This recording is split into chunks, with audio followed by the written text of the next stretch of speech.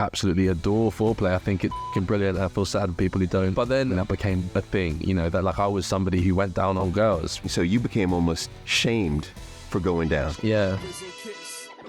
Everybody put their hands in the air! 17, you do coke for the first time. You are removing pain you didn't realize you had. And my last memory was I was trying to escape something. What were you trying to escape? My therapist would be buzzing that you're asking me these questions. If there's any question that feels off, you just say, Paul, let's not go there. I'd be impressed if you found somewhere. Wow. Okay. There was also a point where I was very close to a suicide. My mom rang me and I was like, sometimes I feel like I just don't want to be here.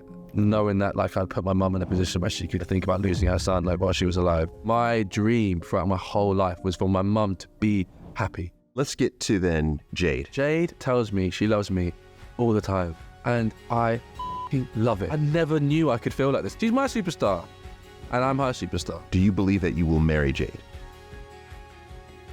We need to talk. Yeah, we do. Before we get started, I want to personally invite you to subscribe if you haven't already. Joining our community means you'll be the first to know when new conversations drop. And trust me, we've got some incredible ones coming your way. Plus, your comments shape the show. So let us know who you want to see on the show next.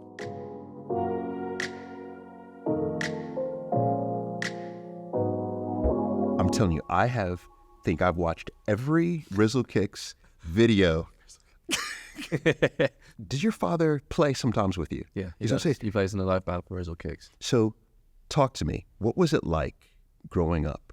And what influence did your father and mother have in shaping who you were as a little boy? I was mostly raised in a place called Neasden, which is northwest London, on a council estate, which I don't think is there anymore, which is a shame. My mum and dad, I don't have any really solid memories of them being about them actually dating, like being in a relationship. But my dad was in my life, was always been part of my life, but it was predominantly me and my mum. And I think their most defining features of both of them is that they're very creative. They're both lyricists. My dad is a very accomplished musician. And my mum has, she obsessed with words. I mean, both of them are quite anti-authority. So a lot of like fighting, I guess, spiritually and politically in my childhood. Yeah. So you get it honest, because I see this is how you show up in the world. Yeah. Right. But when did you begin to recognize that your parents weren't together? Not that they were not together, but that they were not aligned with politically what was happening. Yeah, right. My mum just took me to protests when I was a kid. So I even though I didn't necessarily know why I was in places, I was aware that it was a fight against something, So I had these early memories, and my mum used to take me to music festivals as well when I was really little. Like we're talking like 5 or 6, 7. My mum reminds me sometimes that I like stopped her from seeing, I mean, not in a mean way, but she reminds me that I think she was trying to watch Jeff Buckley or someone at Cypress Hill, one of these incredible groups or artists, but I wanted to be on the play bus. I was that age. I had no concept of who I was watching, but my mum was taking me to some crazy festivals. And then with my dad actually, I guess I was aware, because he is like that. He's a piss taker, he's jokey, he's charming, but I didn't really know how much of an anti-authority person he was until I was a little bit older. He was in a rock band, but he used to be in a punk group when he was younger. My mum had a T-shirt that said "Muck shit" on it. Wow! When I was a kid. So. Wow! Yeah. I mean, this is interesting because so that was, what year was that roughly? So I was born in '92. Yeah. Yeah, I guess I would have been taken on some kind of march or protest in the mid-90s, and then I guess when I was older, my most memorable one was against the Iraq War. It's interesting. So you're growing up in that. Yeah, I didn't feel like I was in the middle of or at least I wasn't aware of there being much happening literally where I lived. To me, anyway, it was this fairy tale, which in terms of there were so many characters. I was obsessed with the names and stories and worlds of people that I'd meet. One of the beautiful things about living in London, especially living in, working class London in an estate, is it's a cauldron of culture and identity and stories, you know. Yes. So, which can be fun and enjoyable, but also kind of scary and traumatic sometimes. But I have vivid memories. You know, I remember on the bottom floor of our estate was a woman called Linda, and she had, I think, like 12 bouquets of flowers just outside her house that she just let die from a man, I'm guessing she'd kicked out and refused to take back. You know, there was a guy who called Hopalong, genuinely, and because he had a leg brace, and the story was that he was pushed out of the top floor of the estate and landed on his leg.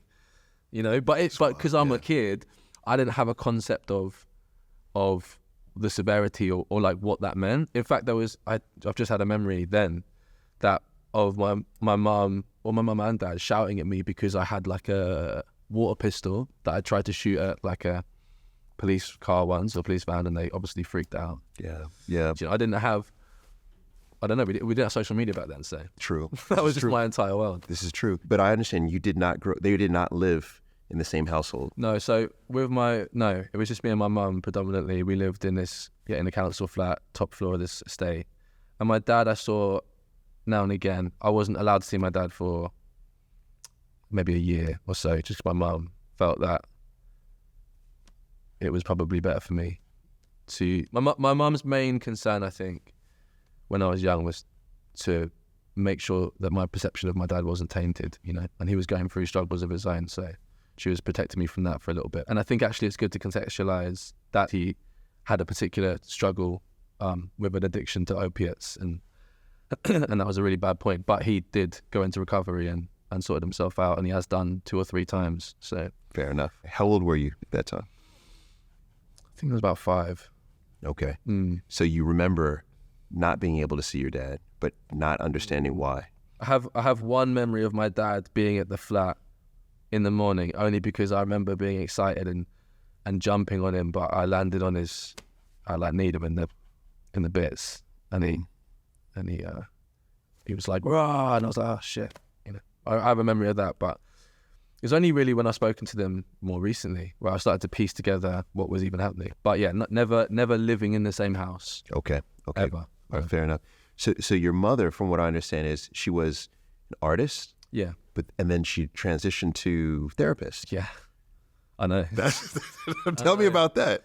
Yeah. So when I was in my teens, she just went to uni. Yeah. Started studying psychotherapy. Oh, so she did that in your teens. Yeah. So in your teens, you had already moved from London, though. Yeah, I moved from London to Brighton when I was 10. Okay, you were 10. Yeah. So now, why did you move to Brighton? Well, I think it was a mixture of things. Brent was super rough when we were there. Like, the crime was pretty high, I guess, in comparison to other boroughs in London. And then also my gran was there, my mum's mum, and my mum's sister were both from Brighton. So there was a support network there. Yeah. But now moving to Brighton, your father remained in London. Yeah. Okay. So at that point, was there any thought of, hey, I'd rather stay with dad, or no, it was just no question, go with mom? Yeah, that's interesting. It's an interesting question. My therapist would be buzzing that you're asking me these questions, actually, because the dad stuff has been hard, because I definitely do put up quite a guard with my dad for some reason. No, I don't ever remember wanting to live with my dad. I definitely saw him enough to feel like I had a relationship with him. And I guess when I'm younger, I'd naturally idealize both of them. You know, they're both superheroes to me, my mum and dad, and I literally didn't know any different. I don't even really remember being jealous necessarily of my mates who had a mum and dad in the house. I guess his thing was quite a, dare I say, typical fatherly thing where he would try and spoil me when I saw him, and he had various girlfriends. And that's why I ask, because, you know, I think that what ends up happening with a lot of children where you're not living with both parents is that you have the parent who's not with you full time becomes the spoiler. Yeah. You know, so whatever you need, toys, candy, whatever it is, you go to them. So they become the fun parent. No, literally. Yeah. Yeah, I say that there's a line in the book where I remember that's one of my most vivid memories is that my mum didn't let me drink Ribena.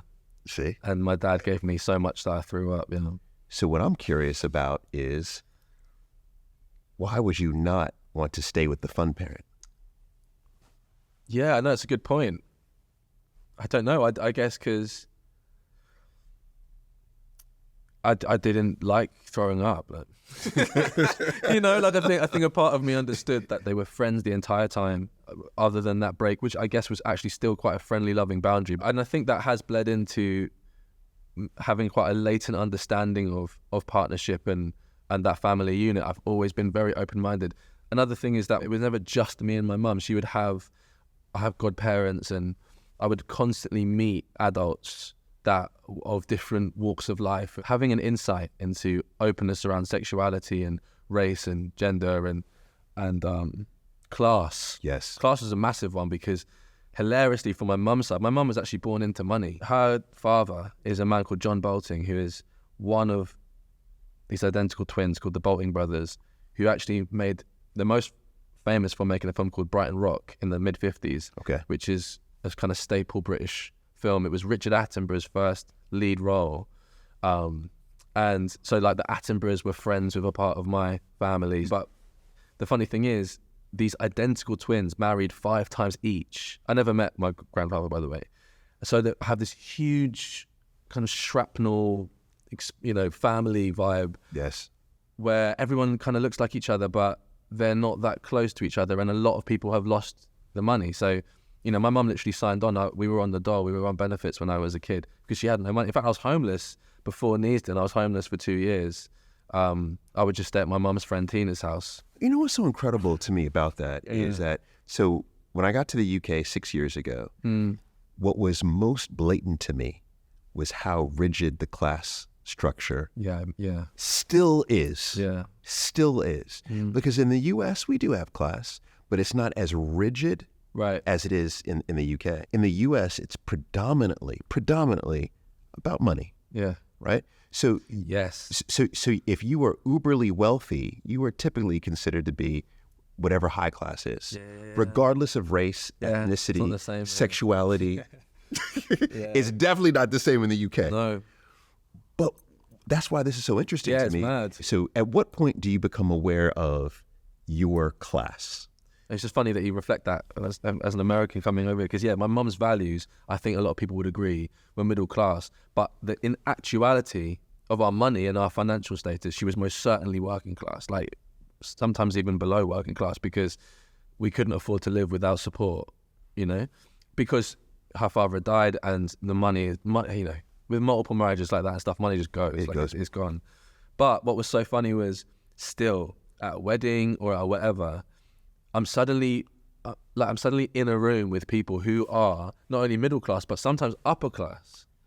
And what was more fascinating was I would then go back to my estate and I'd know that I've just had an experience that like 80% of the estate would never have. Yeah. And then I remembered that as a brown boy, that gave me this extra step. Like there was a privilege in that because I never, from that point onwards, felt threatened in rooms of people who looked like that because I'd seen it as a kid, even though I wasn't allowed to see some family members because I was black, which is a whole other mixed race complex thing. But no, but we have to talk about that. Yeah.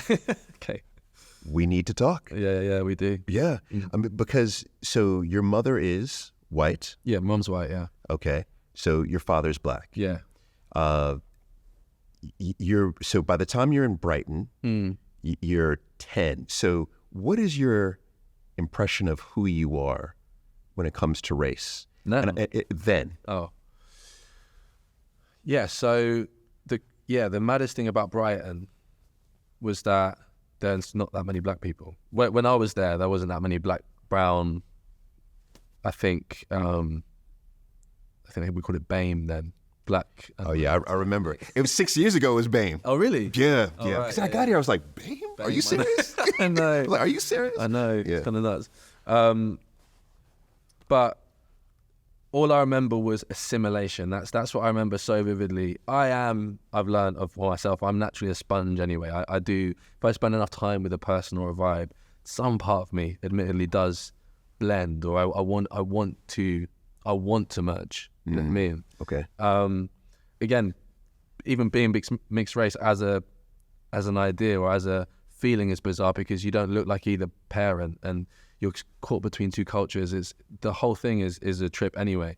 I remember very much being the London boy in Brighton. And then after about 2 years, I just assimilated with a couple of the subcultures there. So I remember like I dyed my hair red when I was about 11 and then became like a grunge kid and I wanted to be a skater, you know, and I had like a couple of grunge mates who like, even if I wore a football top, they'd be like, nah, you know, it's too chavvy. I think that's El Towny or whatever it was. Now in hindsight, I feel I was trying to minimize the qualities of mine that would be associated with blackness in order to fit into social groups in Brighton, which is sad. I could talk to you for a week about race. Yeah. On this particular topic. Yeah. In the United States, there was a very famous court case called Plessy versus Ferguson. Have you heard about this? No. So Plessy versus Ferguson essentially stated what constituted a black person. Is this the one drop thing? Exactly. Which stated that if there was one drop, in essence, that was 1/8 of your heritage could be tracked back to someone black, regardless of how you presented, regardless of the color of your skin, regardless of your hair, regardless, you were black. So in the United States, growing up, I grew up in the 80s and the 90s, we didn't necessarily categorize as mixed race, black, white. It was you're black or you're not, right? And for the most part, if you had that one, you're black. So for me, if you're Jordan, you growing up in New York with me, you're black, right? Yeah. Now, when I got here, I remember talking to someone on a show, and I said, "So are you?" And I said, "Are you?" It was a dating show, and I said, "Who you're interested in dating?" And he said, "Well, I'm mixed race, so I want some." I said, "Well, I said, you're not mixed race, you're black." Wow. He said, no, I'm mixed race. Yeah. I said, "No, my brother, you are black." You know what I mean? I hear it. My American friends would say the same. Yeah, I was like, you are black. And then he said, no, he pushed back again. And I said, mind blow. Yeah. And I realized that I'm in a different place. I need to sit back and listen. So I'm still trying to reconcile this in my mind. Yeah. So even now, what do you categorize yourself as? I would say I'm mixed race just because I do think that there's quite a unique experience that comes with that, in the same way as there's a unique experience that comes with being dark-skinned black. But to answer a few of the things you said at the same time, I guess, the first immediate thought I have is that I can't be white. This is what I find so funny. I couldn't, and I would never be, because even if I am genetically half white, there's not even a discussion with whether or not I'm white. I'm definitely not white, which is funny because that, like, based on percentages, surely I could have a choice between the two, but no, that's not how it works. And and there is a lineage of people whose features look like mine, whose hair texture is like mine, and whose skin's like mine, that are treated unfairly because of that. It's not like there's any point where a mixed race person was like, which side do you want? It was never that. Is, if anything, sometimes they're a reflection. Being mixed race in itself was a reflection of something having gone wrong before. Either a white woman has had sex with a black man or a black woman has had a white man. Something's gone awry, and this person now exists. But I also I understand why people challenge these ideas. Yeah, I do. But ultimately, it comes down to, I think, the culture you feel most aligned to, and I do push against monolithic ideas of what represents blackness. Yes. I don't like falling into spaces where something is seen as like unblack because it historically it's not recognized as that, right? Because then you fall into tricky territory like rock music. People think what rock music could be like white music. Like that's a preposterous idea when you look at the history of rock music or guitar music. Yep. So it is tough. It gets into tricky territory. But all I know is I was in a city that was predominantly white. So I would just straight up experience things that would make me feel othered. And I need to disclaimer this because this isn't like a poor me situation. This is very matter of fact. I've rarely been that affected by interpersonal racism because a lot of it, I think, is grounded in ignorance and that person's own just lack of experience with black people. I'm with you. So when I was a kid, I remember the first time I was told in a football match to go back to my own country, I actually didn't understand what they meant. I wasn't upset. Do you know what I mean? I wasn't. I actually was baffled. I remember going to one of the, the manager being like, what country is he talking about? Like, what is he? What is my own country? Let me know, please. I would love to go to this country I own. Really, like that would be fucking great. I hear you. So those, but the feeling of otherness, that is something that would have sat within me, and that will have manifested itself in certain situations. And I certainly have a complex about my position in black spaces sometimes, much like I do in white spaces. And that's to me what is what feels so sad when I talk to many people who are mixed race. Is this feeling of never feeling comfortable in white spaces, never feeling comfortable in black spaces. So it's like, how do you even navigate life? I think for me, like coming from Brighton, where I feel like I have tried to assimilate with a less black culture, then re-assimilating with the London culture that I was initially raised in, that was then confusing. Yes. So when you think about Brighton in particular, that was really where you came of age. Yeah, I guess people would say that. Yeah, I was a teen. I had all my first experiences there pretty much with, drugs and sex and police. Drug, sex and crime. It all happened right there. Yeah. This is Brighton every night, pretty much. It actually was the drug capital of the UK when I was there. Oh yeah, I believe it. Yeah. Brighton is the only place where I've seen inflatable penises. Yeah, of course. On every corner. Also gay capital. Yeah, I think there's a massive gay scene in Brighton, and again, I felt that's probably one of the aspects of growing up in Brighton that I really loved. So you're growing up in a much more liberal space. Yeah, definitely. Right. So it's a blessing, it sounds like, to be in Brighton. Yeah, but in that sense. Yeah. In that sense. So you have all these firsts, right? So let's talk about, let's talk about drug use. Yeah. Right. So I think it's, 17? Yes. You do coke for the first time. How do you get into, because I've never done coke. Oh, really? Yeah. That's a good thing. Yeah, I was saying that's a good thing. But how does that happen? I mean, how do you get introduced to it if you're not looking for it? Or are you looking for it? No, it was a friend of mine who was looking for it. I was on holiday actually. I did it in Barbados. The dealer was called Mr. Cool. I swear to God. And you know what was even more mad is he cemented his name because he came to deliver us the stuff. And then we were in like a club bar kind of thing, but it was like loud pumping music, a lot of people. And he walked in, did the deal, and then went to sleep on a sofa in this club. So do you know how much sense of self-assurity you have to have? So yeah, Mr. Cool, I remember it vividly. And yeah, we did it. I was instructed on how to take it. We were in a toilet. We snorted 2 lines. And then... how did you feel? Because I always hear it's that first... Bro. It was the most memorable part of it for me. And this is which inevitably led to my immediate downfall. In this particular situation was that alcohol becomes like water. There's no feeling of consequence. A lot of people in the UK, I would say most people in the UK, unfortunately, Paul, they'll be doing coke, weddings, birthdays, because they've drunk too much, and it gives them a little wake up, sobers them up, and they carry on drinking. It's wild. I would not recommend. But I remember being sat there speaking to this girl I was attempting to chat up even when I was 17. I used a fake ID to get in, but she was like 19. And then I had this row of drinks lined up in front of me, and there was literally 6 drinks, 6 mixers, and I was like, yeah. And I'm talking to her, and I'm just thinking, oh my God, I can knock these back. Yeah. And I said to her, I'm just going to the toilet, and my last memory was saying bye to her and walking towards the bathroom, and then I've come back round and I'm just like under a car. In the car park, there was 3 women. I remember this.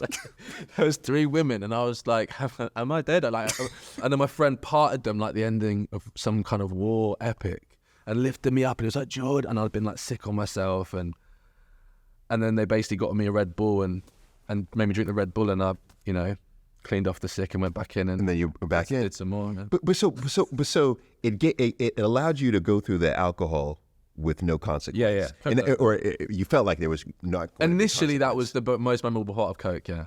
But what about the whole? I always hear everybody, not everybody, but I feel like maybe it's part of the narrative. Yeah. Is that first high, like you'll never be able to get that first high again, or is that just all nonsense? I don't know about that with coke. MDMA maybe. MDMA I can hear that, and certainly heroin. I've not tried heroin, but that is I've heard. Okay. That's the part that's most overwhelming, is that it's a painkiller. You know, that you are removing pain you didn't realize you had. So just being alive feels painful, and the only way to remedy that is to do more opiates. That's why they're so dangerous. Gotcha. Coke, man, I don't fucking know. I feel like, you know, it gives you razor sharp focus and, you know, like a sense of confidence for about 25 minutes until you got to do another fucking line. In London, it's pointless anyway because it's at most about 25% pure, even though people will tell you otherwise. Everyone will be like, yeah, mate, I got it off the docks. My cousin works on the docks. I got it. It's not been stepped on. It's like, yes, it has, boss. It's cut with Benadryl. Come on. Yeah. But no, I don't feel that. MDMA, yes. The first high of MDMA, incredible. And if it was regulated, and I feel like there's actually a lot of medicinal and therapeutic benefits. So MDMA, did you try that when you were in the teens? Yeah, I think 16 when I did that. You were 16? I think I did that first, actually, before the coke, yeah. It's before the coke? Yeah. We were pretty reckless in Brighton. Okay. With drugs and sex, which I only realised the sex thing when I started speaking to people in London about their secondary school time, and I was like, oh, Rob, we were active. Yeah. Early. I didn't realize that was going on in Brighton. But you know, though, the amount of sex though has dropped off. Oh, really? That's the thing. I think that's the part that people don't buy, but it's the fact. So if you look at the percentage of Gen Alpha, we're like up to your mid-20s having sex, it's much lower than Gen Z. If you look at Gen Z compared to millennials, much lower. If you look at millennials compared to Gen X, my generation, much lower. So we were doing our thing much more. Serious? And then you keep going. So you go to baby boomers. Social media, man. So you know who was having the most sex? Our grandparents. Yeah, if they're living it up in the 60s, come on. Yeah. 60s and 70s. Yeah. Free love. It was a movement. It was a movement. But to your point, social media makes it people think, act like. It's ruined everything for that. Yeah. In that respect, for sure. Yeah. Expectation. Absolutely. Outcome. Absolutely. So the first time that you have sex is in Brighton. Yeah. Okay. Yeah. Do you recall? Oh, yeah. You recall the moment? It's a bizarre story. I can't lie, because it came as a result of me being off school for a couple of weeks, because I was put on police suspension because I had allegedly assaulted a girl in my class, which wasn't true. I was found innocent. It actually turned out that girl's mum was charged with wasting police time, but it was fucking surreal. Just in short, what happened was I'd nudged my friend on the shoulder to say hi. This was someone I knew. And then at the end of the lesson, the teacher said, this person said that you hurt her. And oh my God, I'm sorry. Apparently this sorry was considered legally an admission of guilt. So the next day I went into school and I was put into isolation. I wasn't allowed to see any of my school classmates. I was made to sit at the back of the class. And was too scared to tell my mum that this had happened because I didn't know what the fuck was going on. And I was trying to speak to this girl and her friends. Her friends were kind of a little bit confused. I thought, tomorrow it'll be fine. It'll be fine. Next day I'll go in, I'm taken to the deputy head. And that's when I now realised the severity of this memory is I might have been pushing it down a little bit, because he actually, he locked me in this room, the deputy head, and he basically just told me that I'd been raised to beat women. But it was I was in tears. I remember breaking and been shocked at myself. I didn't realise that I had done this. So he made me write a letter of apology to this girl and her mum, and it fucked me up, bro. Shit was crazy. And that, when it got to that stage, it became a legal matter, and my mum was working as an appropriate adult at the custody centre, weirdly at the time. Okay. She was friends with some solicitors, and they offered to work for free. They said it's ridiculous what's going on. And now I realise that they might listen. there might have been a racial element. I really hadn't considered that at the time with the teacher. It was a white teacher. I was one of the only black kids in my school. I don't know. I definitely didn't think that at the time. I wasn't even aware of that. But it was fucking horrible. And I could, now thinking that as an adult, to do that to a kid and tell the kid with no evidence, by the way, you know, just this story. My friend and some of her friends, they gave statements, and then I was found, and it's, you know? Yeah. But even with that, it's interesting. I can see how that weights. Yeah. And you're revisiting it, and you think how incredible it was for your mother to be in your corner, and for her to have those contacts. Oh, she had a few words with that teacher, yeah. And what would have happened if you didn't have that advocate? Dude, exactly. Like, that would have been, you know what I mean? I could have, I remember being in that room, rewiring my own memory of the event. Like, surely for somebody to be telling me this, exactly. I must be misremembering what I'd done. Like, in my head, I'd fucking grabbed someone and thrown them across, you know? Right. But I know that it feels like an odd space to tell this story, but those really were the grounds in which I was then, whilst this investigation was taking place, I wasn't allowed to go to school for 2 weeks. And so all I did was meet up with this girl. And then she ended up taking my virginity and leveraged it to try and make a boy jealous. So it was just... Oh, that's what it was. That's all you were. Yeah. You lost your virginity to a girl who was older than you. Yeah, but I mean, I couldn't have been consenting more. I was fucking buzzing, Paul. I was, honestly... I could not have been consenting. Where's the consent form? Literally, I actually remember as well that I had, like, the early forms of video porn had started to come about at that point. Like, people could get video on their phone. And I remember someone had showed me, like, a video of a blowjob. And I remember being like, what the fuck? Like, so I remember when I lost my virginity, I was almost more excited about the blowjob. So I was like, this is an insane concept. Like, that you could just pleasure someone with the mouth. That's mad. Like, that was also definitely a two-way thing, because I didn't see at that point, also, there was no conversation on whether I would do that. Not 100% I went down on her. Like, that was, just felt, you know, and then that was again a thing that became a thing, you know, that, like, I was somebody who went down on girls. And I always have done, always will do, absolutely adore foreplay. I think it's fucking brilliant. I feel sad for people who don't. Oh, so you're saying it became a thing, so you became almost shamed for going down. Sometimes, yeah. When I was, with boys, there's a whole term for it, bocat, you know, which actually stemmed from Jamaica. But, like, it's some power thing. I don't know, that's been, you know, repackaged and thrown into youth culture, but I didn't get it.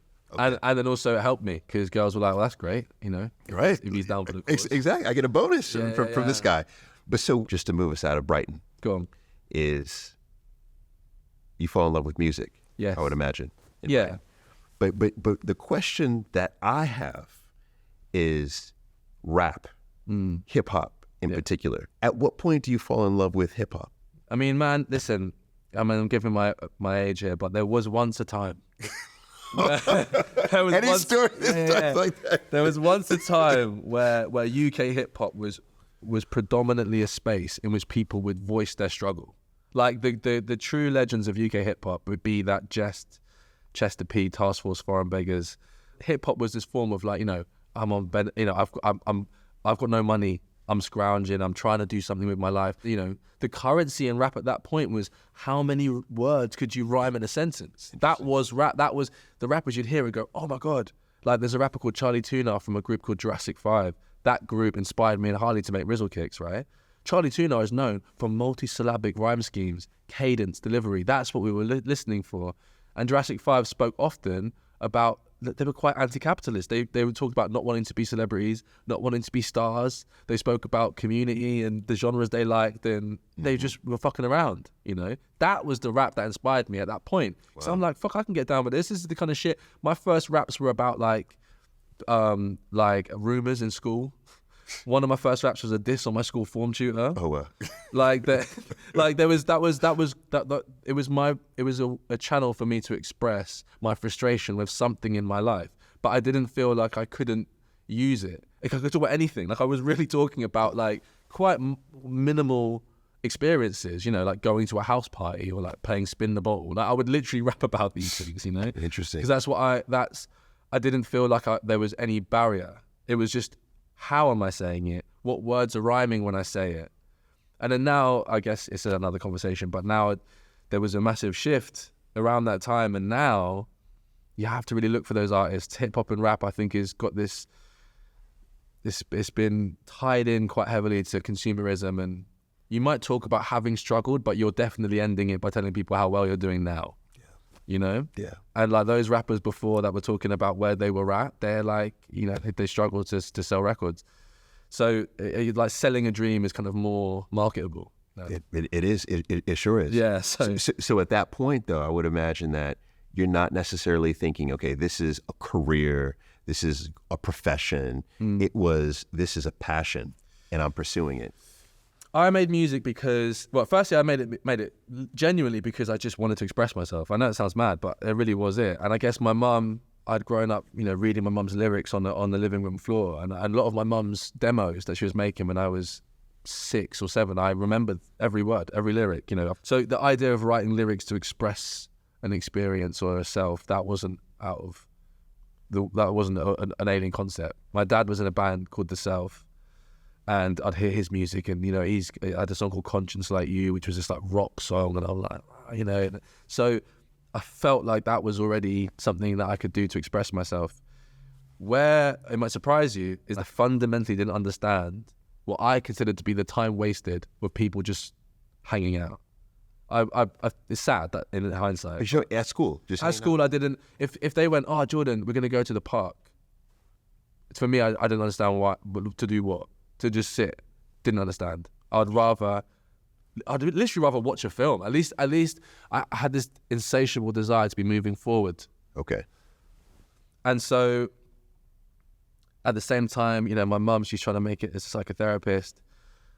Money's tight. She's doing mad hours trying to finish her degree, and I wasn't very good at helping her out around the house. And now I understand why with what I've learned about ADHD, but I really struggled. So I was like, all right, cool. I know what I'll do. I will make myself so good at creating websites, so good at making music that I will get us out of this situation. And I had that focus from 15 years old, like 100%. And actually, I got voted most likely to be famous in the school yearbook. Firstly, I wasn't even there for the end of the year. I was somewhere else. It's a whole other story. But I knew that if I put enough time in my own time, I could get out. So I made this music. I had a paper round. I'd use the money from the paper round to pay for studio time. I'd make these demos. I'd then print these demos. I'd print the CDs, stickers. I made press packs. I put press packs through all the record labels' doors. I emailed people like constantly.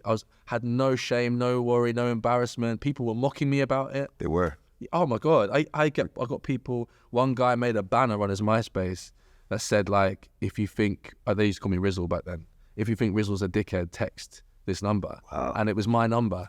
So I would just get a random text saying dickhead throughout the day, which was just, but it didn't, for whatever reason, I had this armor at that point. I was like, all right, cool. I'll chat to you in a couple of years. And actually that same person came to see me perform. Look at that story. So it's like, I just had this desire. I would discourage this in my child, personally, because I was trying to escape something. What were you trying to escape? I was just trying to I wanted me and my mum out of this hole. You know, as she was stressed, I wanted to give my mum money.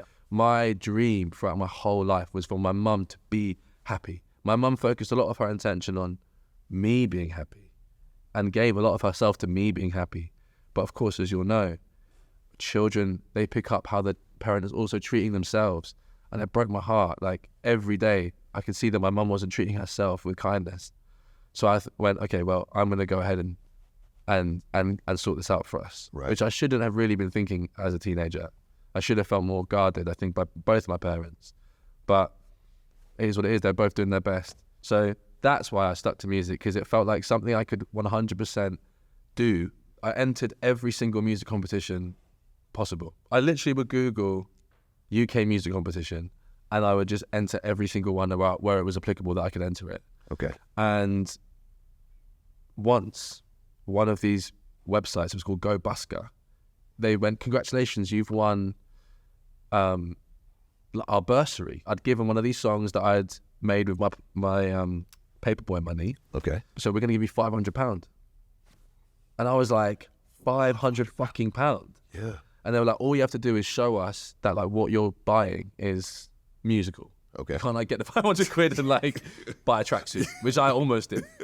So I remember I might have bought an iPod maybe, because obviously really wanted to get an iPod. And then the other thing was I bought these 3 beats off this guy called Dag Nabbit. And one of them later became a song called Down with the Trumpets, which is to this day the biggest Rizzle Kicks song released that I made when I was 15, 16 years old. You can tell by the chorus, but it's a banger. It's a banger, you know, and it was really made out of that kind of desire. Over 1 million sold, right? Singles. Singles. Yeah. Oh, well, over 1 million. Yeah, over 1 million. All right. So was it that song that allowed you to get the deal? Actually, I think the moment where I was like, oh, something's going on here was when I was doing all this stuff on my own, actually. Like the first Down with the Trumpets song, it was just me. It was just rapping and the whole thing. And then I was at college, and Harley, the other member of Rizzle Kicks, he was studying theatre at Brit. And so we'd get the training. There was only like 8 of us from Brighton who were getting the training to East Croydon every day. And I heard this song by The Streets, where there's a singer singing the end of Mike Skinner's lines, the student of The Streets. Yep. And I went, oh, that's so cool. A singer at the end of a rapper's lines. So I said, Harley, do you mind coming to the studio and singing the end of my lines? And it was like, yeah, because I knew he could sing. And then while we were there, we're like, oh, do you want to just jump a verse on this song? And I put that song on my MySpace. And then suddenly, everyone around us was like, oh, this is cool. Wow. And then that was the moment where I'm like, I actually don't know, firstly, of any other duos in that moment. There was some historical duos like Salt and Pepper or Kid and Play. Yes. You know, Nice and Smooth. Eurythmics, I don't know. Yeah, there's all types of, you know, double acts, but nice and smooth, yeah. But certainly in that space at that time, that seemed like a unique thing. A singer and a rapper hadn't been done at that time. So I was like, let's do this. And from that point onwards, everything we kind of did seemed to garner more attention. And then you get the deal. My mate was having birthday drinks. If I hadn't have gone to my friend's house and met his cousin's boyfriend, okay, who was a wedding photographer, showed me the video function on his camera, and I was like, God damn, that's amazing. This is when Shallow Depth of Field was like an insane concept. And I was like, want to shoot a music video? And he was like, yeah, all right, you know, I wouldn't mind using the function more.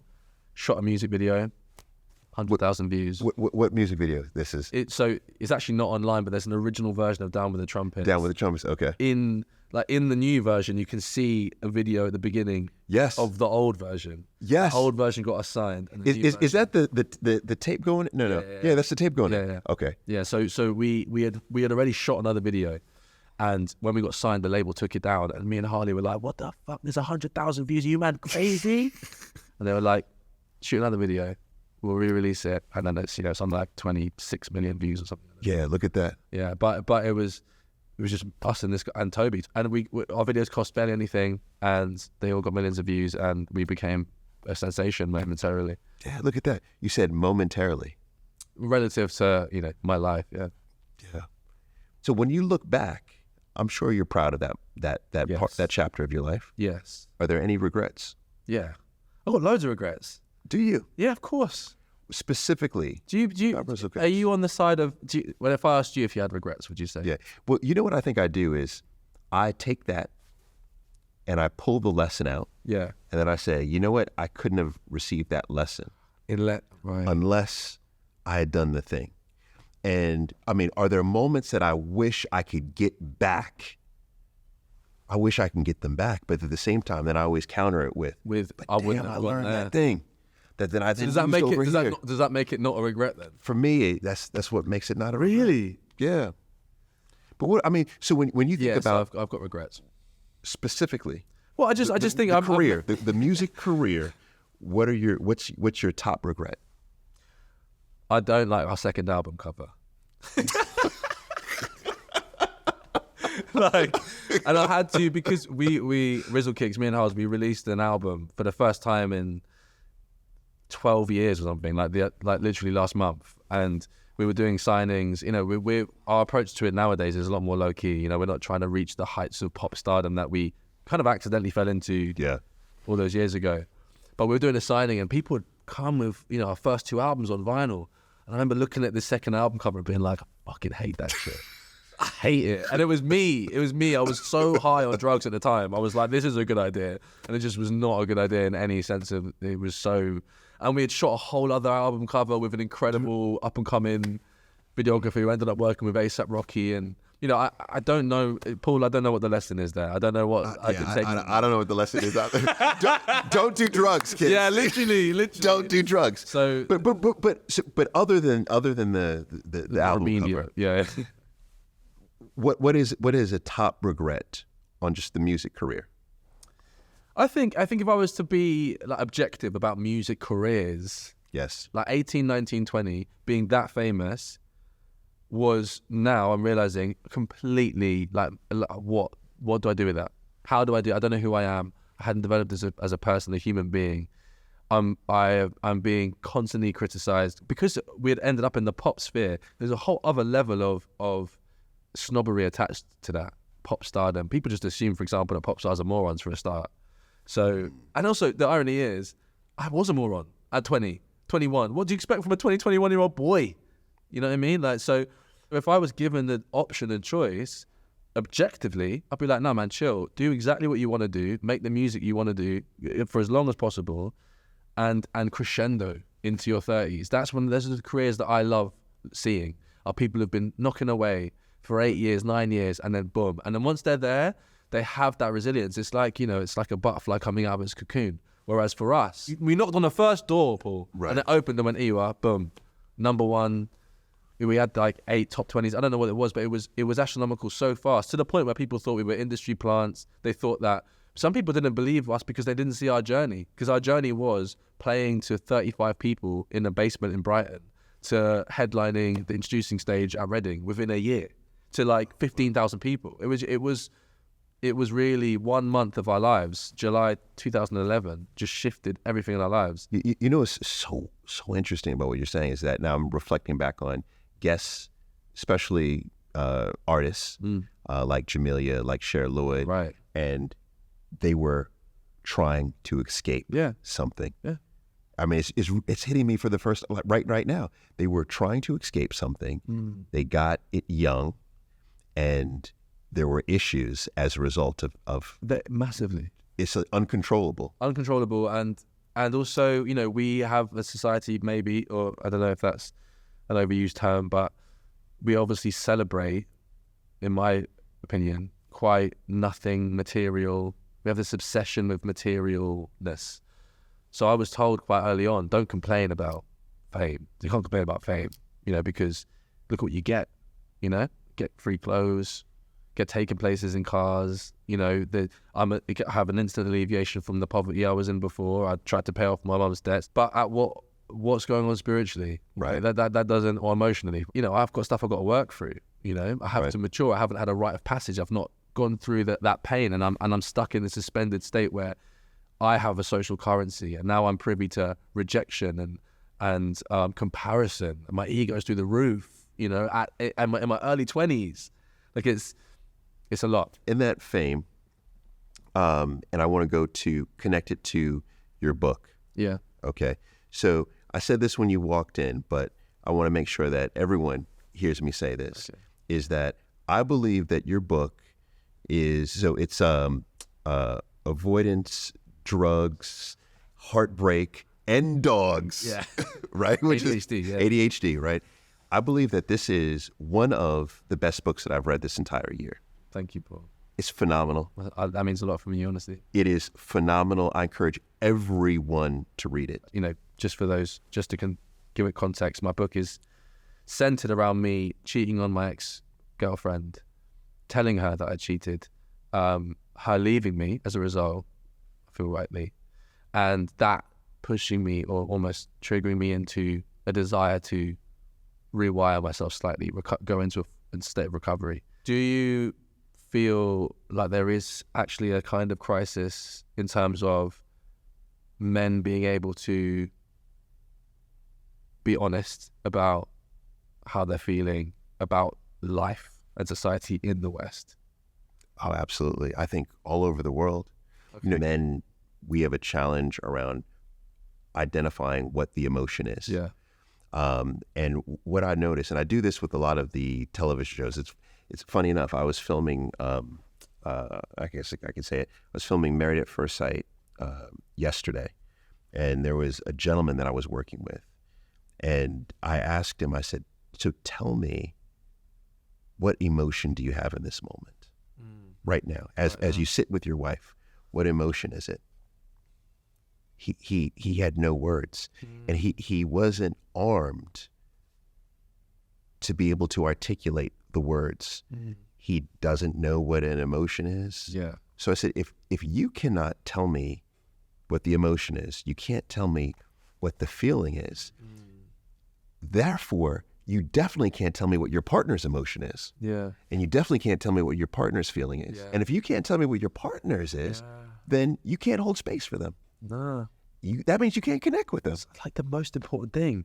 It is. And you said it. Yeah. It is. It is. Like, do we start like a heartbreak high, or, you know, just some space where we can just engage? Like, why at school is that not the utmost priority to be? I think it's 1 hour a week in the UK, PSE, personal social education, 1 hour a week. Well, when I went, one thing that all children and young people need to understand is how they feel and how they engage with people interpersonally every day of their lives. Yes. And and I bet you feel the same. This will definitely get us both into trouble, but I'll say it so it'll get me into trouble, is trigonometry. Yeah. When I was in high school. Use that today, right? Yeah, I was going to say, I have not used trigonometry. Oh, what? Since I was, but yet acute angles though. Yeah, no, I have no idea. Like, I don't even know what trigonometry. Yeah, it's like it is almost pointless. Yeah, if not pointless. Yeah, right. However, being able to identify your emotion and feeling is everything. Yeah, in life, everything in life. Like I'm saying, this is what spins me out. Been at the basis of these huge political, social, economic shifts is a human being. Yes. Like a human that is feeling something, and that feeling is a part of their fucking decision. Yes. Sometimes I look at like the House of Commons. Yes. And they're talking about this massive change in policy. Well, someone's fucking asleep. I'm going, I definitely want them to be awake. Like, when, do you know what I mean? Like, how are we not like if it's down to me, they'd be having, you know, therapy is a no, you're in therapy 100%. If you're making decisions for my whole country, yes, I want to know what you're eating, how many hours you're sleeping, yes, and who you're talking to. Yes. Like, these lot are getting pissed at the bar and passing out in the... Yes. So like, we need to re-engage with that very fabric of our society of putting so much, like, how much better would decisions be if we were emotionally regulated when we made them? That's all I'm asking. Yeah. Yeah. And this is the reason why I think these conversations are so important. Yeah. This is the reason why being considerate parenting is so important. This is the reason why,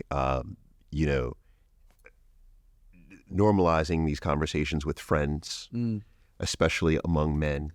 Definitely. One thing that I notice is that, I think one of the most toxic places for men, other than the internet, is the barbershop. Brilliant. Uncles telling old stories, I know. And it's so I mean, that's so funny. So clearly, I don't have to go to a barbershop, right? What? Oh. But my boys do. The one, yeah. And so it was. This blew me away. So for years, I would cut my boys' hair, right? And part of it was I was cheap, yeah, right. Sure. Then the other, and I was like, they're young, they don't care. Their dad, like, they don't care, right? Then I brought them to the shop, yeah, and I was like, oh no, I can't keep them in this. No way. So because they were bringing stuff back. So I was like, I'm going to bring them home and I'm going to cut their hair. Then I thought, this is bad parenting because they're going to get exposed to it anyway. Yeah. So what's the best? Go to school. What's best is, okay, I need to be there so that we can have conversations around you this. can go and chat to the other guys around it. Oh my God. But what is said is just, and this is not in the UK, every barbershop. In London. But this is in London. We're in barbershops in South London. South London, you're in South. And once again, I'm not throwing all of these barbershops under the bus, but what I am saying though is that I think that you're going to get dragged for this. Yeah, I'm definitely going to get it for this.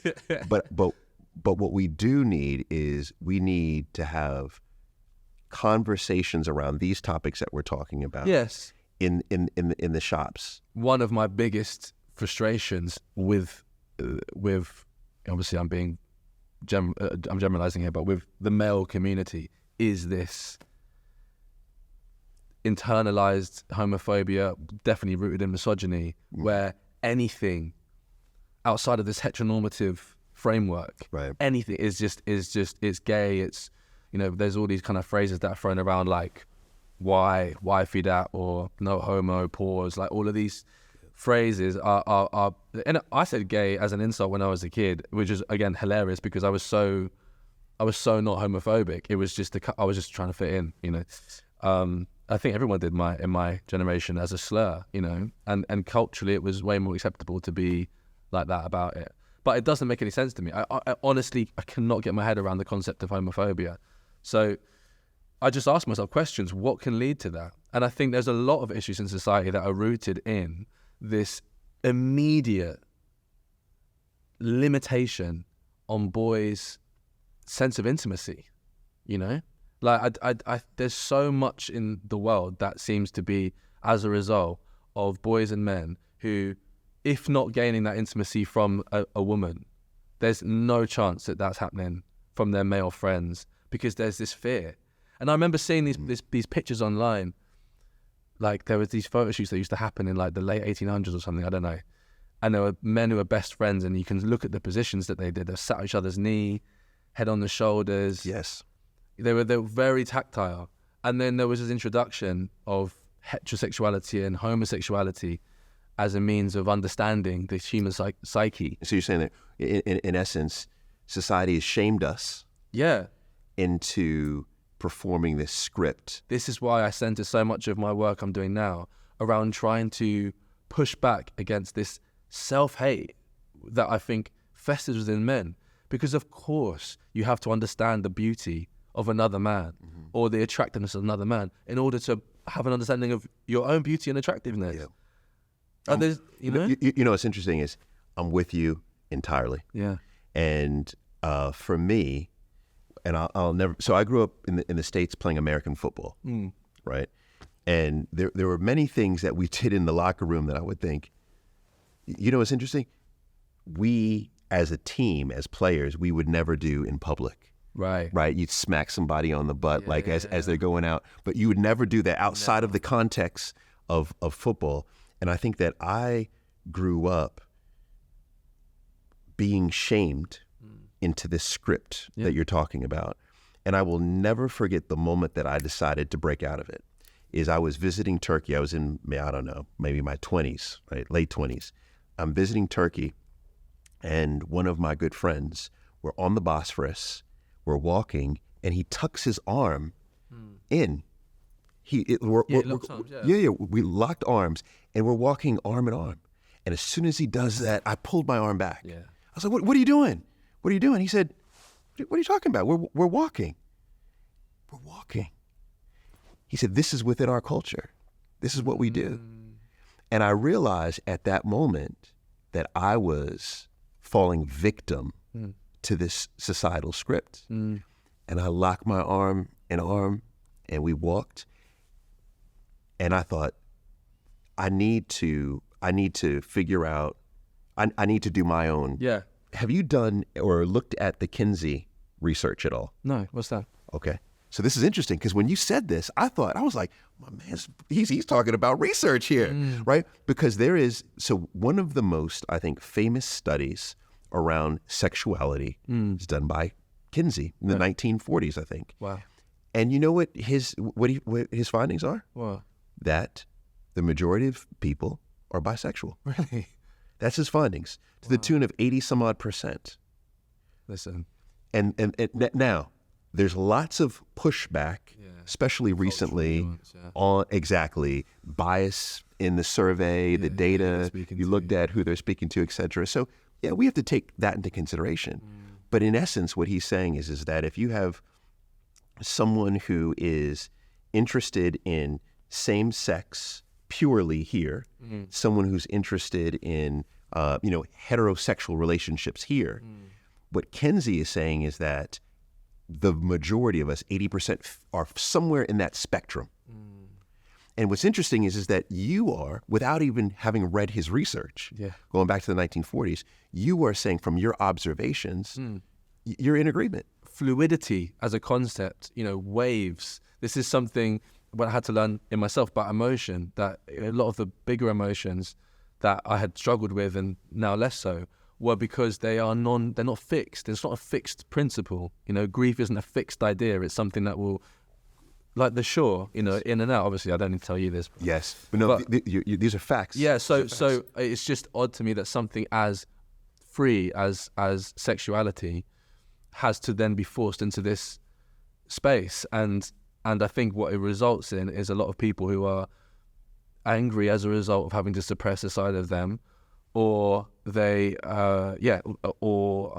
they are ostracized for being brave enough to be like, yeah, that's cool. Yeah, absolutely. All right.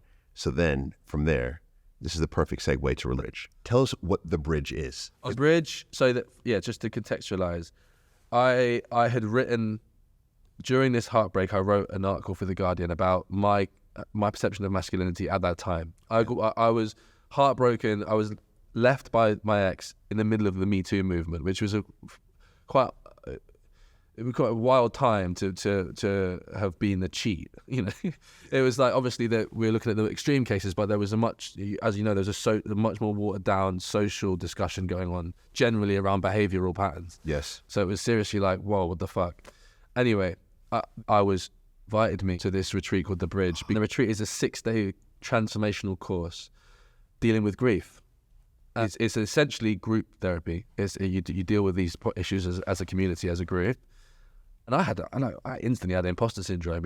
I went in there and I'd hear these stories, and some of these stories, like some of the things people had seen or gone through. I said to Gary, I think I should be here. I'm going through like a breakup and my gran died. Like, it's not that deep.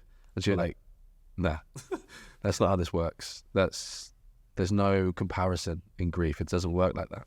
It's relative. And you build up over 6 days to write these 2 letters, and those letters are then read out. And the facilitator, with their decades of training, will sit in front of you and then challenge some of what you said in order to summon these buried truths and realities. And if it works, you have a trauma response, which I did twice, and many people did, and you feel literally a stone lighter, and the lust for life kind of returns, which is just insane. Yeah, it's beautiful. Yeah, it's beautiful. So then top 2 lessons from the bridge. For me personally, there were 2 things that stuck in my mind. I don't know if they're the best lessons, okay, but there were things that stuck in my mind. One was the relationship between feeling and movement. A lot of the work on summoning feeling was shaking, yoga, Pilates, these things that perhaps, again, because maybe in the pop lexicon, or like in the spaces we share, these concepts can be tainted. Yes. It's like yoga's seen it, Lululemon, yummy mummy, or shaking. Are you shaking? Like, you're shaking? All animals who experience anxiety ever. Yes. They're going instantly, yes. And yet we don't. So just those principles, first lesson. Second lesson, which is fucking hard for me, Paul, because I'm a people pleaser. I'm working on being less of a people pleaser. Caretaking was banned in the bridge, which is oddly therapeutic work for me specifically. Maybe not other people, but there was a handful of caretakers at the bridge. And just to give your audience an understanding of what I mean by caretaking is, when people are processing these quite profound emotional experiences, they had to experience it on their own, which is hard. So you could be with someone who you wake up that morning, you have breakfast, you're chatting, you're chilling, you're joking, you do an exercise, you got to write down, what was your first memory of da-da-da-da. This person breaks, and you have to leave them alone. Number 1 rule, do not touch them, do not ask them if they're okay. You let them have their moment. Crazy. Because I'm personally like, let me make you feel better. Right. And why is that so important? Because it makes it about you. It's not consciously. Not like, hey, look at me, I'm a nice person. It's just I don't like that. I don't like that that's happening. I know I can make it better. And what is better in that context? We're so used to better being not crying, yes, or not processing, because it's not happy, it's not bright. But actually that could be the best moment that person's going to have that week, because the other side of that is freedom, release, joy, you know? Yes. This is why I always talk about how it's so important. Like we're all either in the fire, you know, heading towards fire, etc. But you have to allow someone to go through it. Yeah. And that sounds like precisely what's happening. Yeah. And obviously there are, you know, I wouldn't take it as extremely as to be like, if my girlfriend now was feeling sad, I wouldn't just leave her to. There's a different context for that. You know what I mean? For like, there is a space where you can hold someone. I mean, especially for men. My God, please don't take this as a lead of being like, they're processing. I'm not going to. I'm not going to talk. Right. It's not that. It's very specifically in this therapeutic context. Here's something I've learned from all my years talking to people about making changes in their lives. We all have moments where we get stuck in the thinking phase, planning, dreaming, waiting for the perfect moment. Our sponsor, Adobe Express, gets this completely. It's an app that turns everyone into a doer by making it so quick and easy to create anything. Need logos, flyers, or videos for your business? Want to level up your social media game? Just dive in and make it happen. The customizable templates take the overthinking out of the equation. Plus, the content scheduler means you can line up weeks of content in one go. No more procrastinating on your posts. You can try it for free at adobe.com/UK/express or by searching in the App Store. This year, let's be doers, not just dreamers. Adobe Express helps you take that first step. And trust me, that's always the one that counts. No matter how much you plan, sometimes a date just doesn't go the way you imagined. Maybe you picked the worst seats at a gig, ones that are so bad you can't even see the stage. Or you thought that live drawing class would be fun, until you realized the model was a very nude, very old man. Yeah, awkward. But you know, dates don't have to be perfect to be great. Because if you're with the right person, even the hiccups become part of the story you'll both laugh about later. And that's what Tinder is all about, and a sponsor of this podcast. You might think it's just for hookups, but in fact, on Tinder, a relationship starts every 3 seconds. So forget about planning the perfect date and just pick the right person to go on it with. It starts with a swipe. Download Tinder today. Just a quick one before we get into this next section.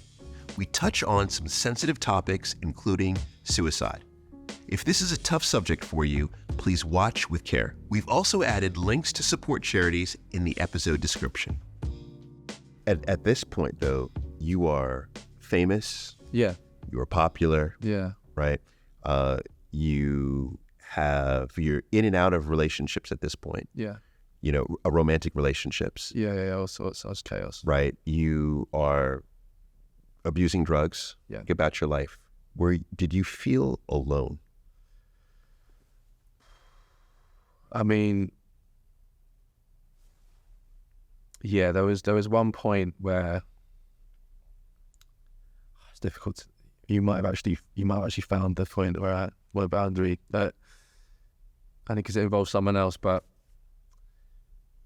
there was also a point where I was very close to a suicide as well, and the suicide implicated people around me just because of the support network that this person had had. I'm trying to find polite ways of discussing it, and I was literally on tour when that happened, and I kind of came off tour to deal with the repercussions of it. And everything in and around that led to not only me having to engage with like the least mature and most confused parts of me, but also this desperation for me to have someone, you know, like I by that point I was probably making the most money in my family and was siphoning that out. But I don't think I definitely wasn't emotionally stable enough to be like the anchor of my immediate family. And yet I found myself in a space where I was trying to be. And that felt really alone. Interesting. Because I wished more than anything in that moment that I had someone above me, like to just scoop me up and take me to a place that they have and that they own and protect me from kind of my own idiocy and also help me understand what happened and what decisions I should make, you know. Fair enough. Stop me where you want me to, but the topic of suicide is one that's come up in several of the conversations we've had. Oh, yeah. And we need to talk. And an area that I think has been very helpful for the audience has been when that ideation happens, those thoughts arise of taking your life. How do you move to a space where you don't, right? How do you stop? How do you prevent yourself? How did you? How did I? Yeah. So I definitely, so that in that moment, the last thing I could ever imagined was myself putting that was also an added pressure, you know, at that moment of loneliness because it was in proximity to that having happened actually to a full extent, having lost someone to suicide. I couldn't even dream about that myself. Later on, when I've gone through this particular heartbreak that has basically torn all the plasters off whatever I was put over this abandonment wound, there was a point in that situation where I was like, oh man, I just was like, this pain is unbelievable. I didn't know it was possible to feel so alone and so like, not alone, not necessarily alone actually. I had a lot of people around me, but just so profoundly damaged, you know, like I would go to sleep and not want to wake up. I preferred being in my dreams, even if they weren't nice, because I'd wake up and just have this crushing feeling of anxiety straight away that I was in this situation I had no control over. I felt rejected. I felt wrong. And I wasn't quite stable enough to avoid. I mean, to be fair, I went sober and maintained that for a period of time, but I was smoking a lot of cigarettes and so yeah, you know, thought crosses your mind. There was one point where I was too scared to go to get the tube because I just thought, you know, like who knows? Like we all have that imp of the perverse, you know, that what if I did? Just thinking that one moment, the moment of madness, you know, in front of a fucking train, it feels so achievable. So I you know, but I was fortunate enough to have a friend, and I expressed that with. I said, look, I know this sounds really mental, bro, but like I feel like I can't even get the fucking tube home. Like, can I just come and stay with you for a few days? And he did, and I love him with all my heart, and I was lucky with that. But the real wake up call for me, and again, I don't speak on behalf of everyone. A lot of people have different feelings around suicide, but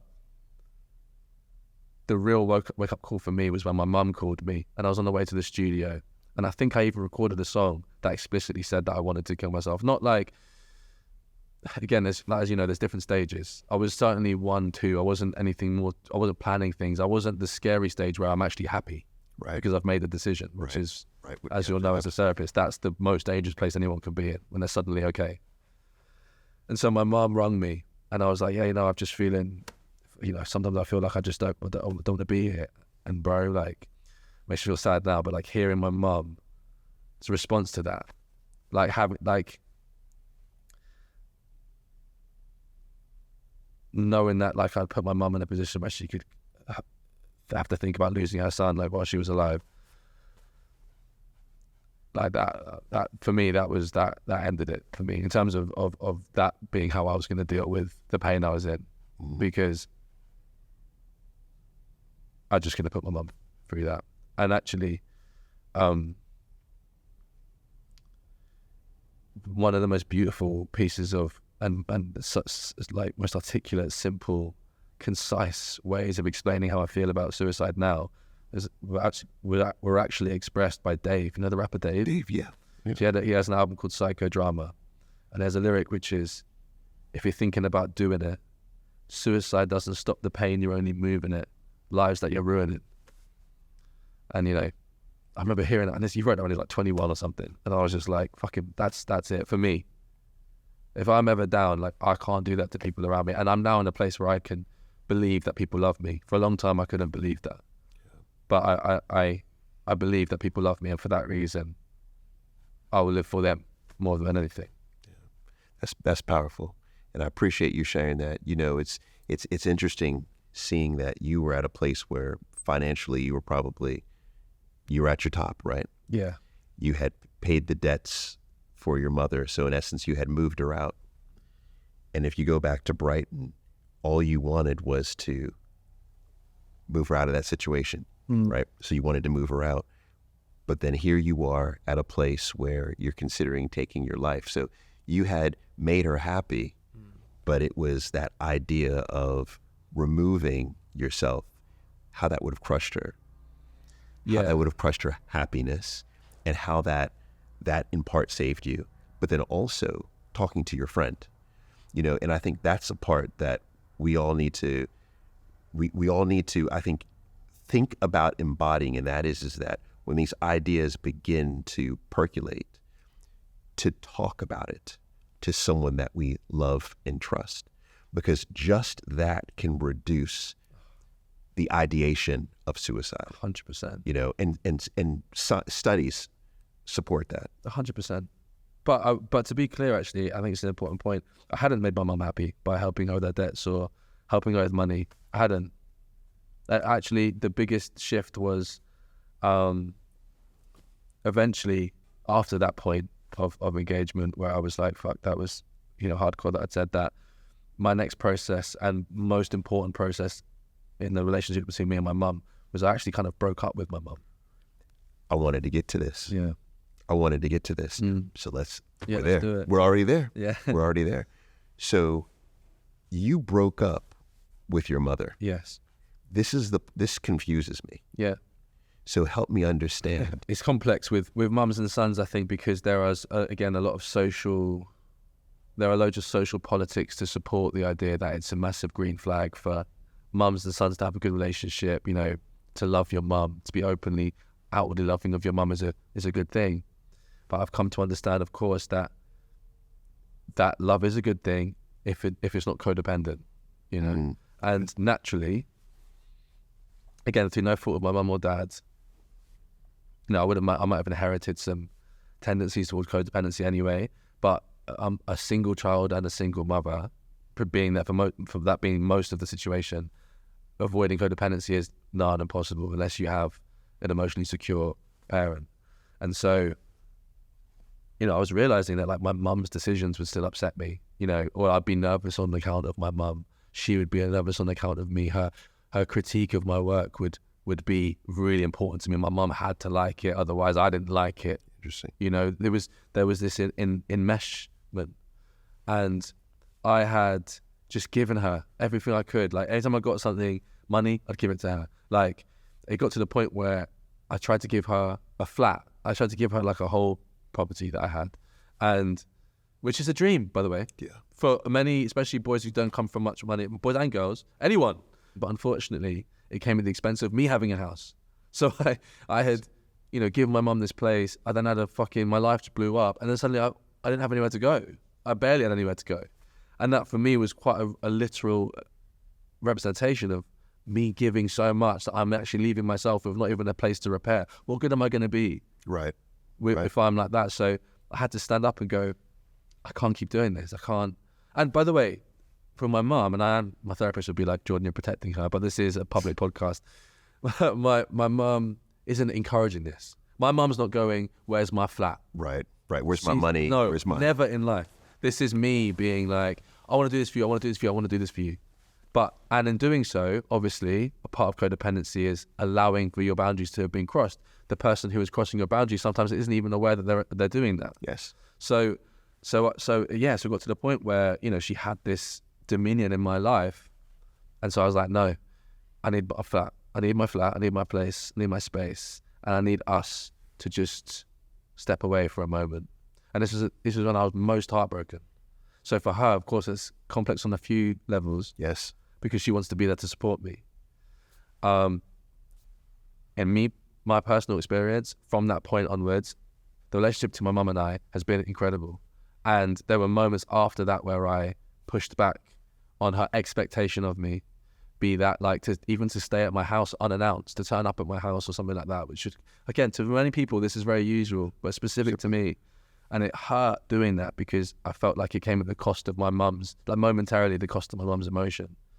But since, Paul, right now, me and my mum, best ever. Wow. Best ever in life, like our relationship. Same with my dad. And it's both come from me sitting down. I mean, with my mum, I wrote her a letter. With my dad, I sat down in front of him and had it out. And just was like, I don't like this. This isn't good for me. I want us to be separate. And then we can talk again as adults. To some people, they're going to receive that, and that will be gospel to them. That's going to be refreshing to hear. And it's going to be a new idea, this idea of breaking up. Because in essence, you didn't break up with her. What you did is you initiated boundaries on your relationship. And I think it's very important for us all to include boundaries in any relationship that we have. Platonic, professional, definitely romantic. And I think also the term boundaries end up getting conflated with other things, because boundaries in essence are not what you're putting around yourself. Boundaries are what you put around your entire relationship and say, in order for me to be able to sustain this relationship with you, this is what I'm going to need. Yeah. And if this happens, then I can show up as my best self. Yeah, exactly. Right? And that's exactly what you did. So for that, I'm proud. And I love how you used a letter. Yeah, I did. I wrote out a big thing, and she wrote one back. And there was a moment of frustration, but then that's dissipated. I held my own. I stood by my word, even though there was pushback. Yeah. You're a parent, I guess. Yeah. So I'm gonna go home and get a letter. I'll probably get a letter from my 11-year-old. I think he's more likely to give it to me. But your life is fascinating to me, because throughout each stage, even though you walk through the fire, you walk away better. That's how I look at it. Like, you walk away with the lessons. Like the armor is etched. Yeah. It's not a nice clean plate of armor. Oh no, it's got many scratches, but because it has all those scratches, you have more dexterity the next time. That's how it's felt. Yeah. Especially as it relates to your relationships. 100%. And that's kind of this last chunk that I want to get to. When I was going through here, I was having my little scroll on your name, looking at photos and looking at different relationships. And there was one that popped up that I didn't see you write about, and that is Chloe. Yeah. Who is Chloe? In real life? In real life. I mean... So here's why I ask that there's a type. I feel like there's a type that you have. Yes, there was a time. Yeah. A type in terms of like physical beauty. Physical beauty. 100%. Okay, so what was your type, relationship wise? I just often found myself with like white brunette women.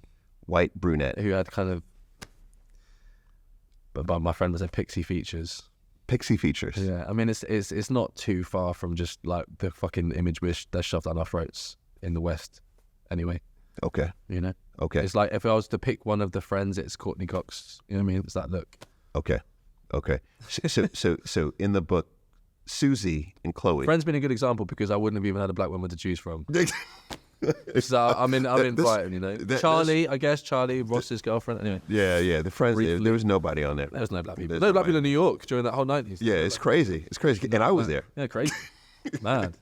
So all right. So Susie, Chloe, physically same like Susie. Oh, yes. Yeah. The versions of the same type. Yeah, 100%. Yeah. Okay.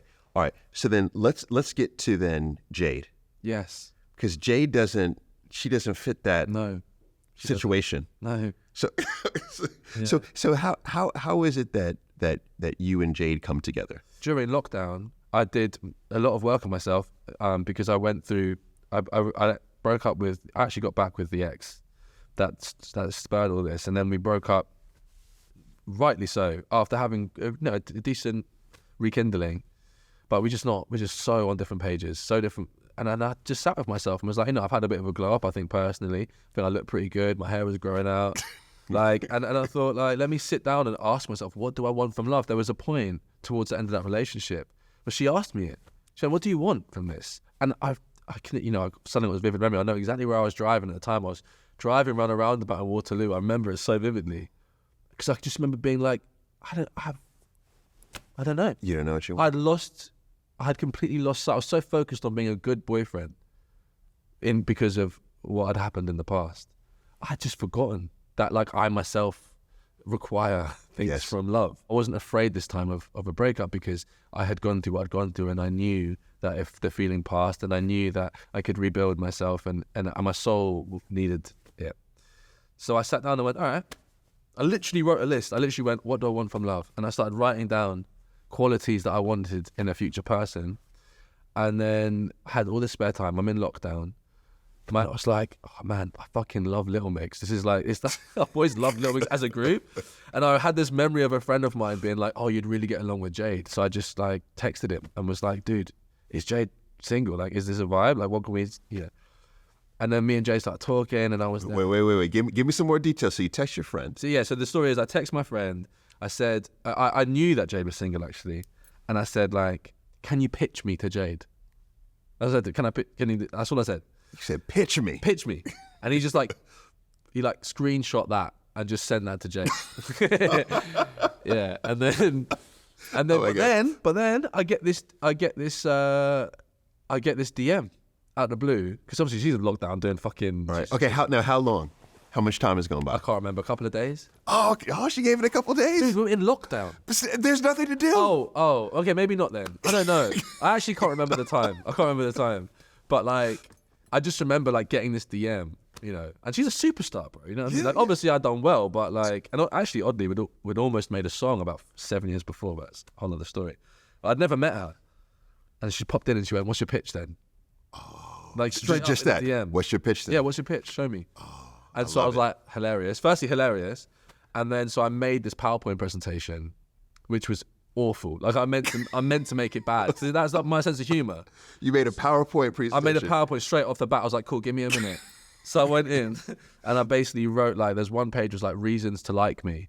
And I was like, I've got 5 mates that I could definitely have more. My dog loves me. She obviously found that funny. So we start talking and I'm chatting with my mates. Listen, I'm chatting to one of Little Mix, like, but then I was like, oh, this is a vibe, man. I said to my boy, like, yeah, I'll see how it goes. Wait till these restrictions get lifted, have a little. Yeah.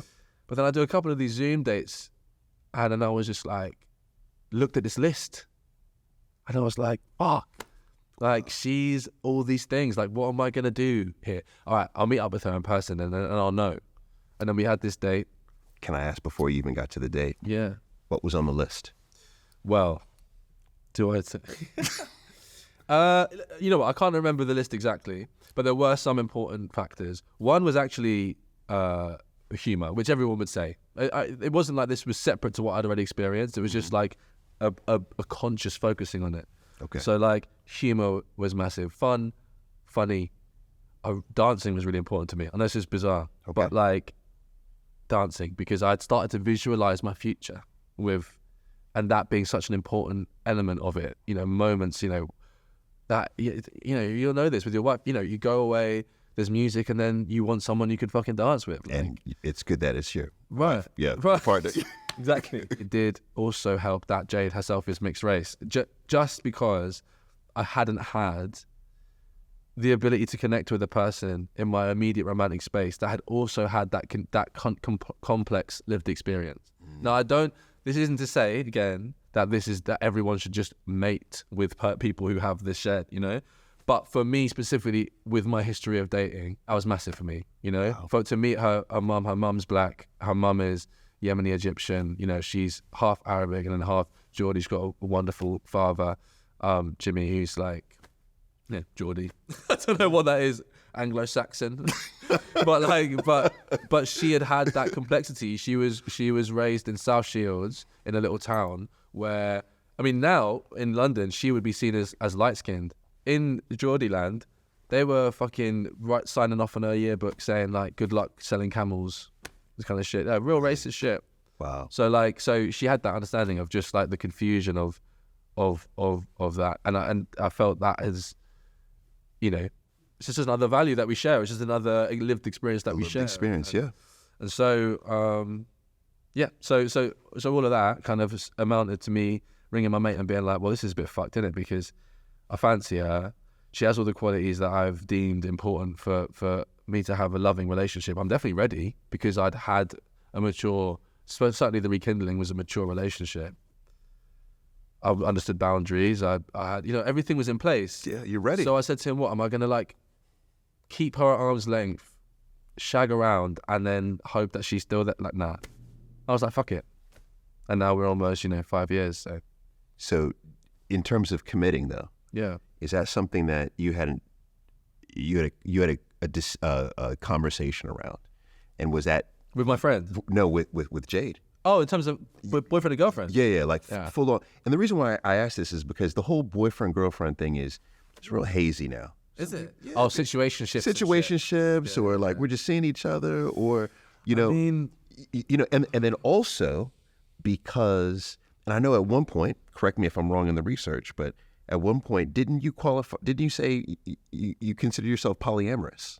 Oh wow, yeah, but prior to that, yeah. Way prior. But so does that mean that you then? Yeah, I think that's interesting. The polyamory thing, I kind of forgot.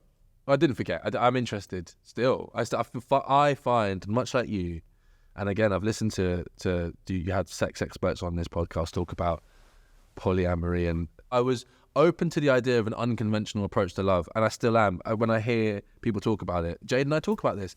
Again, massive part of our relationship. Wow. She's not threatened by me talking about it. I'm not saying to her, I want to do this, or I want 8 girlfriends, or it's nothing like that. It's just like, Jade has an incredible circle of queer people around her. She loves gay culture. I love gay culture. This is a big part of us.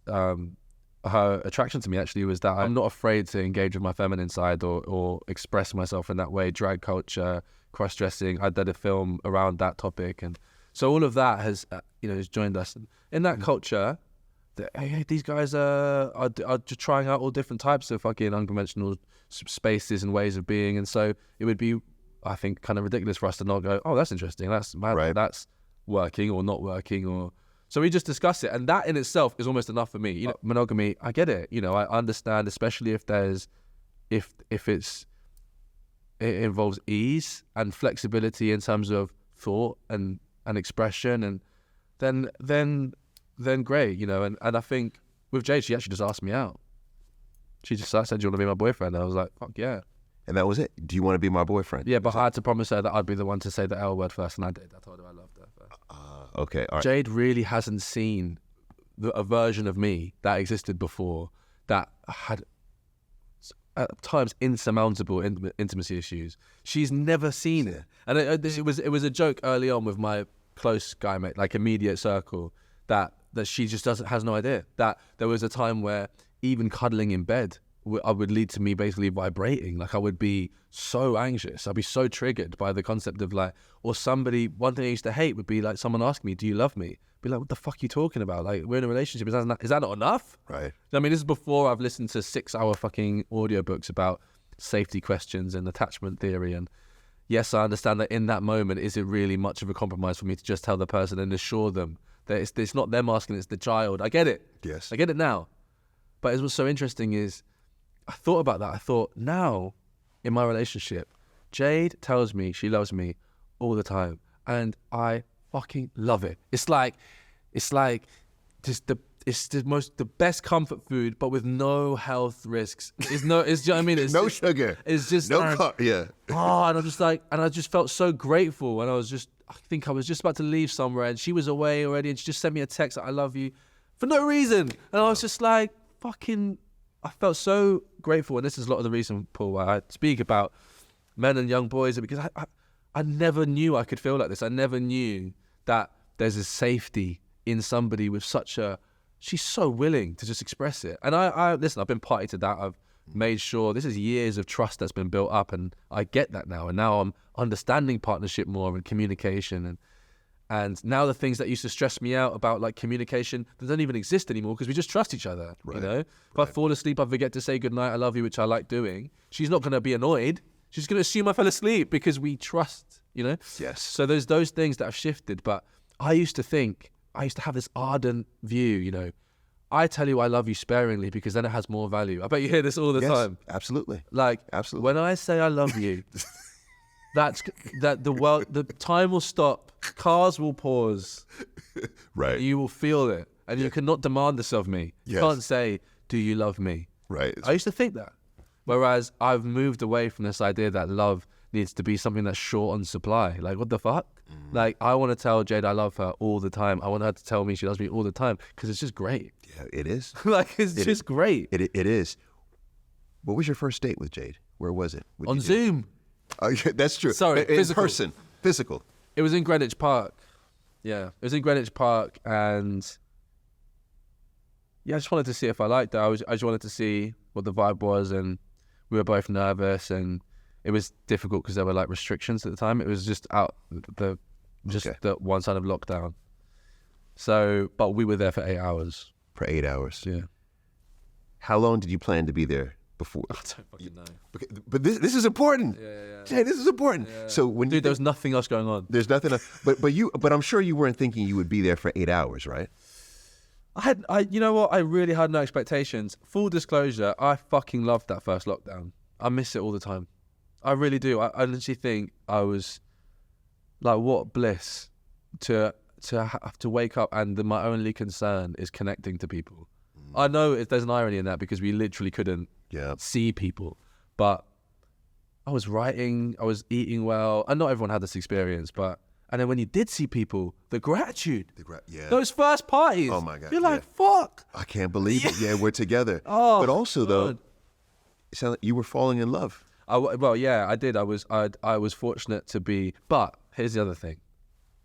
And this was actually difficult for Jade to deal with. And I'd like to say this on this podcast because it is relevant. I didn't want to fold into the immediate experience of lust and desire, that chemical high. Yes. Which leads to what the failing of 70-80% of relationships, because eventually the chemical stops and you're like, who the fuck is this person? I don't even like them. Get out of my life. Yes. 3 months and most relationships end.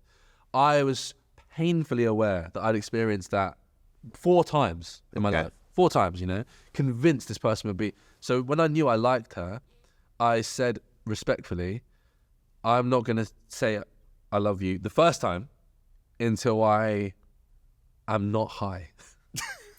High on? Oxytocin? Yeah, true. You're not in a state of limerence. The bonding chemical. Dude, it's that whole thing of like, we will surf over red flags in those initial stages because we just want to fucking we got eat this person. Yep. And so I knew that was coming. So I was literally using all of my energy. I was offsetting my opinion of Jade on my best friends for a start. So I was relaying everything to them, and I got them to meet her as quick as possible. Wow, you're doing it all right. Dude. You're doing it all right. Because I didn't want to fuck up. Yeah. That's the bad thing is when, being a cheat, right? Being a cheat in the middle of the Me Too movement, and someone who's been a fucking drug addict on and off, destroying myself for like the best part of 10 years. I meant it. When I was like, I'm changing my life, I fucking meant it. Yeah. And I was privileged enough to have the time and space. I had enough money to actually face it, and a lot of people don't have that. And that's why now all this work I do, the book, whatever else, it's not like people ask me like why. It's just like I have to. It's a duty because not everyone has this. Not everyone can do this. Like, dude, I'm in love. I feel love. I didn't know you could feel love. I used to be like this. Now I'm like this. Let me tell you guys about it because it's as shocking to me. Yeah. But it's beautiful that you're having those conversations because they're giving you qualitative feedback. Yeah. You're then taking that and then you're using that to like recalibrate how you interact with Jade. I can't remember. You've spoken about how you met your wife. It was at uni, right? Sorry. It was high school. It was the year before uni. So she's older than you. No. Yep, she is. Right. She's older. But the year before university is when we met. But we started as best friends. Right. Yeah. So it was just slow and like slow. Oh yeah. wait. Yeah. It was like and you'd seen each other with other people. Seeing each other with other people. Yeah. Dude. Yeah. And that's why hearing everything you're saying, it's like you're doing it all right. And this is why I'm so curious about this. And I haven't yet heard you definitively say which route you're thinking about is. So do you believe in marriage? Yeah. So yeah. Do you believe that you will marry Jade? This is unfortunately, this comes with the consequence of a headline if I do respond plainly. That's just how it works. Like, that is literally a headline. I'm gonna have to answer like a fucking politician. Do it. I no longer have a much issue with a day celebrating love. Like, of all things for me to be on my high horse about, I think I can compromise on marriage, because celebrating love, great. Commitment, sure. Like, why the fuck not? Right. And then, of course, tax relief. No, but check, big check. No, but like, there's something like, I guess, like the spiritual element of it, like the definitely not the religious element, by the way, the organized religious element. I wouldn't want those traditional vows. I'm not too concerned with any of that necessarily, even the clothes. I'm sure Jade has her own opinion, but there's something beneath it, I feel. Even the circle of the ring, like that idea of like an infinite circle, there's something, I think, that's like deeper, like some deep, like undefinable spiritual bond that has manifested in this thing that we have romanticized. Yes. And I fuck with it. All right, you do. But now it's interesting because that's the wedding. Yes. But I'm asking about marriage. It's interesting because one of my favorite points that you made on this podcast was your idea on marriage is it should be harder to get married and easier to divorce. Yes. You almost have a test. Yes. I think we'd pass that test. I think Jade and I would pass that test. Yeah. And from everything that you've said, everything I've read, I think you would as well. Yeah, I think there's a stability there that I've not yet experienced, and I when I weigh it up now, as long as the declaration is done in a way that I feel is reflective of our approach to life, i.e., no one's giving Jade away to me. In my opinion, you know, I'm not wanting to engage in this kind of latent idea that women are in some way possessions or. Fair. I don't like that. That's fair. But two people stood there, looking dope as fuck. Everyone clapping and shit. Rings exchanged. Like, come on, bring it on. All right. We'll do some crazy shit with the names. Yeah. Yeah, I'm not bothered about my like family lineage, but I mean, I love my family, but you know, might even make a new name. Might be numbers. Might be numbers. Yeah. Turn into Elon Musk out here. Well. All right. So wedding, check. Yeah. Marriage, yes. I'm not against it. Not against it. Okay. All right. Fatherhood. Yes. Oh, do I want to be a dad? Yes. 100%. 100%. Like I go through phases about 2 or 3 months a year where I don't.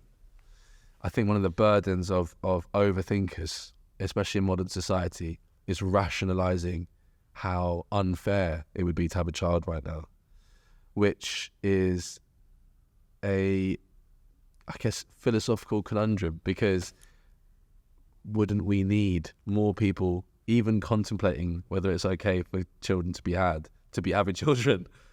Because I tell you who is having children, people who aren't thinking that. People who are just, fuck it. Consume, stick the telly on, 6 kids, give a fuck. You know? So it's like, meanwhile, there's loads of really conscientious people being like, what? This world might burn to a crisp. I refuse to engage. It's complex. Also, I do a lot of reading, of course, about like, you know, just general gender politics, and I can totally understand, you know, again, the historical pressure of motherhood, you know, the expectation upon a woman suddenly to rear a child, you know, for free. I know it sounds, you know, it's a lot. The reality is this: right now in the world, boys are going through a transitional time. I love boys. I love girls. I love boys and girls. I love children. But I think the reason I'm specifying that is children are having a tough time because there is a history of fathers not, and if they're there, at least either not present or not emotionally present, because not having the dexterity to be able to, or not dexterity, the availability of information or freedom to engage in that, or because of the typical structure. I would love to practice what I preach. It's that simple. I really would love to try it out. You know, I've got all these ideas and thoughts, and my mates are dads, and I'm like, guys, have you read this book? And have you tried choice parenting? And, you know, and then I look at their faces and, you know, I'm going to get shit wrong. I am going to get shit wrong. this life is going to be, I'm going to be responsible for this life. I want to be there for my child. The dream is for Jade and I to raise a child or children who feel secure, emotionally secure in themselves. It feels like the greatest challenge facing arguably the world, certainly the West. Yes. You know, this is something, again, Gabor talks about. A large majority of children, unfortunately, because of the pressures of capitalism, are growing up with a disconnect. So the dream, imagine I was able to provide enough love and connection to a young person for them to feel secure and connected and spread that feeling. Like that's the dream. That is, and to that point is that typically when you have a secure person, they then help those around them become secure.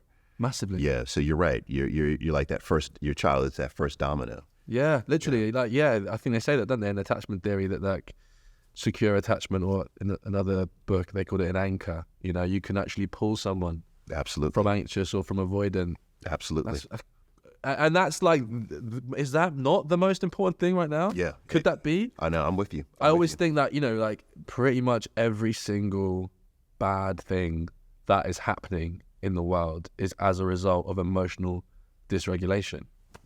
And knowing that, I'm like, well, surely we should be working on getting people to know how to emotionally regulate. There we go. And that does require considerate parenting. Considerate parenting. So there you go. And unapologetically, fathers. Yeah. And I really mean that.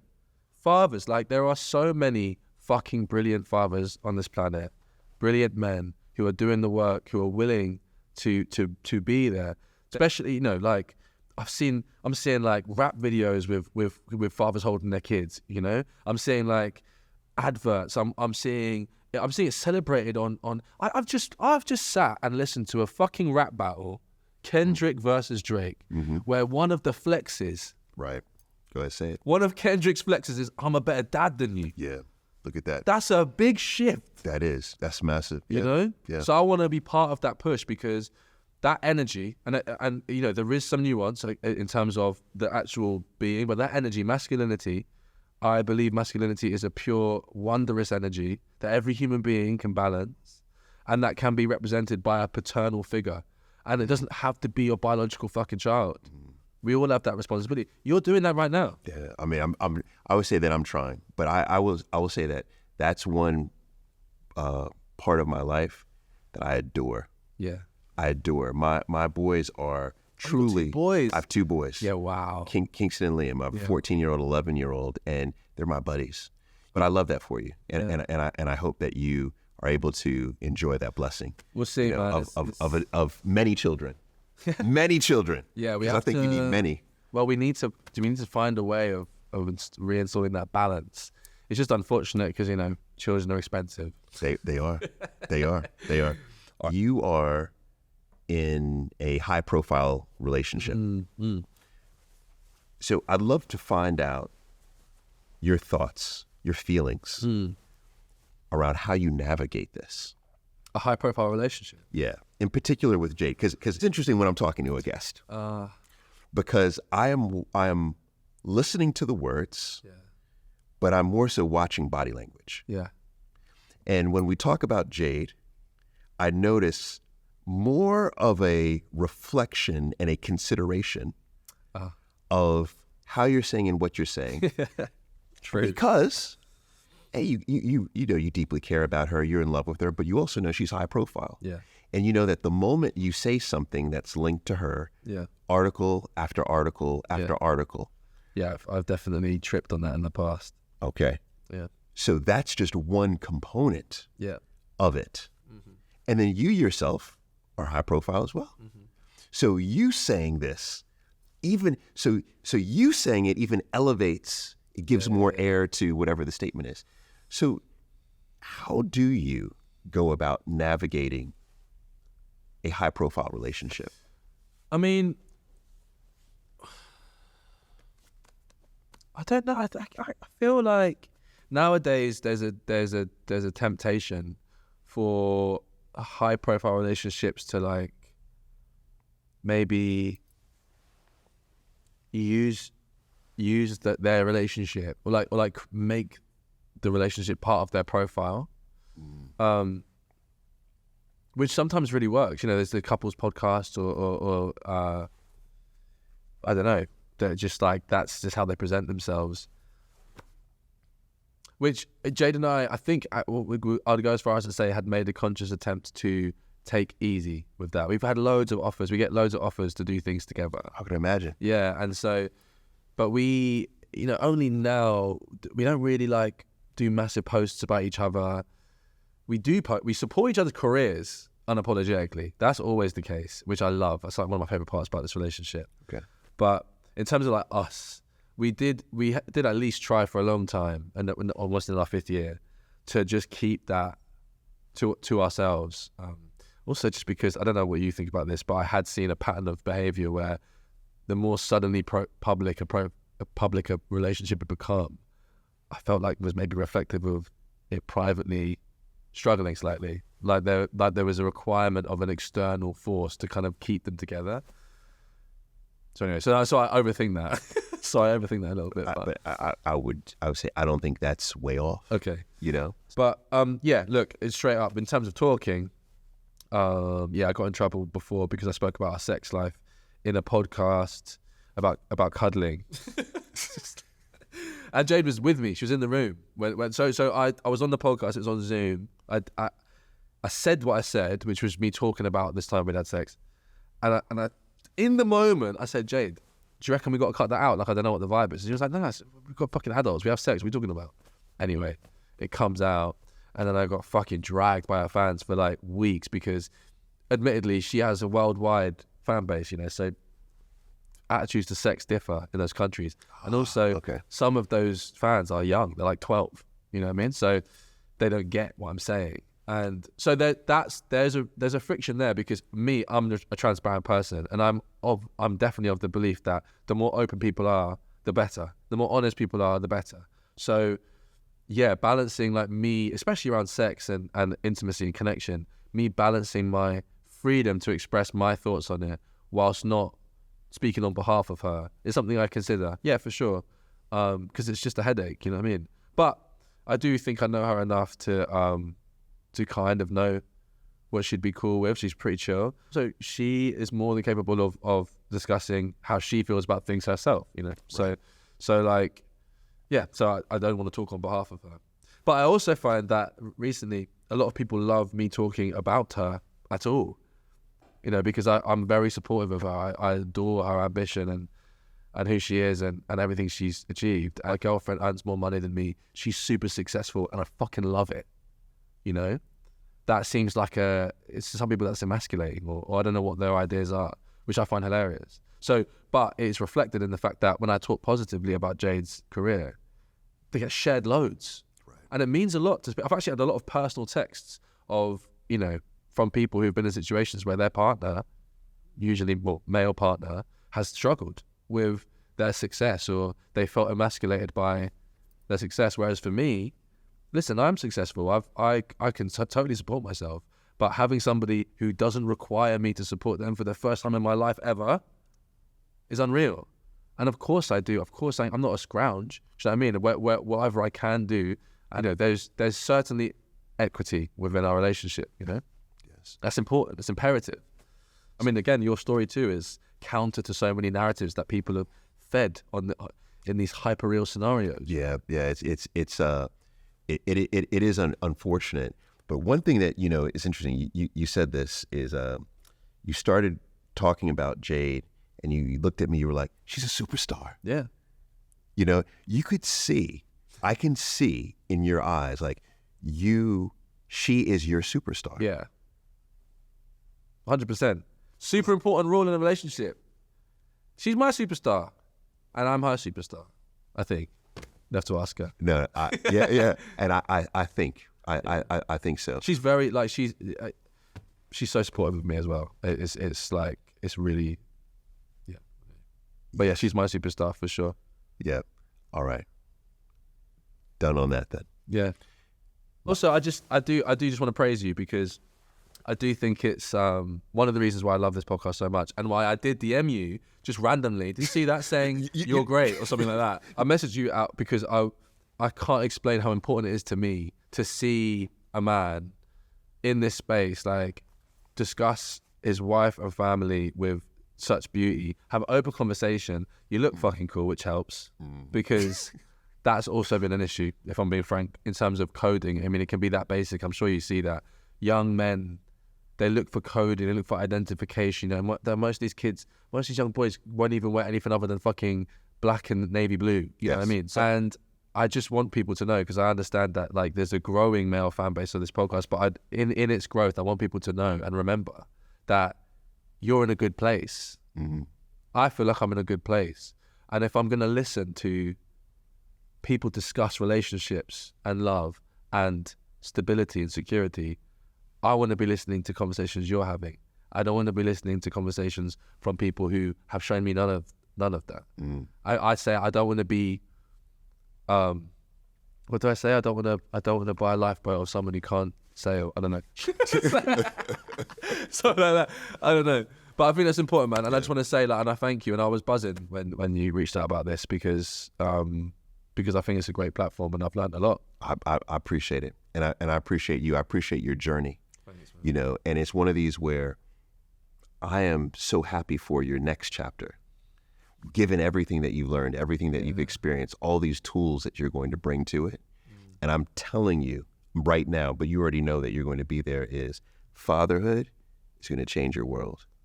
In a good way. In the best way possible. Scary. In the best way. Okay. The best way possible. Yeah. So thank you. Thank you for being here. So final question. Oh, yeah. Everybody gets the final question? Yeah, of course.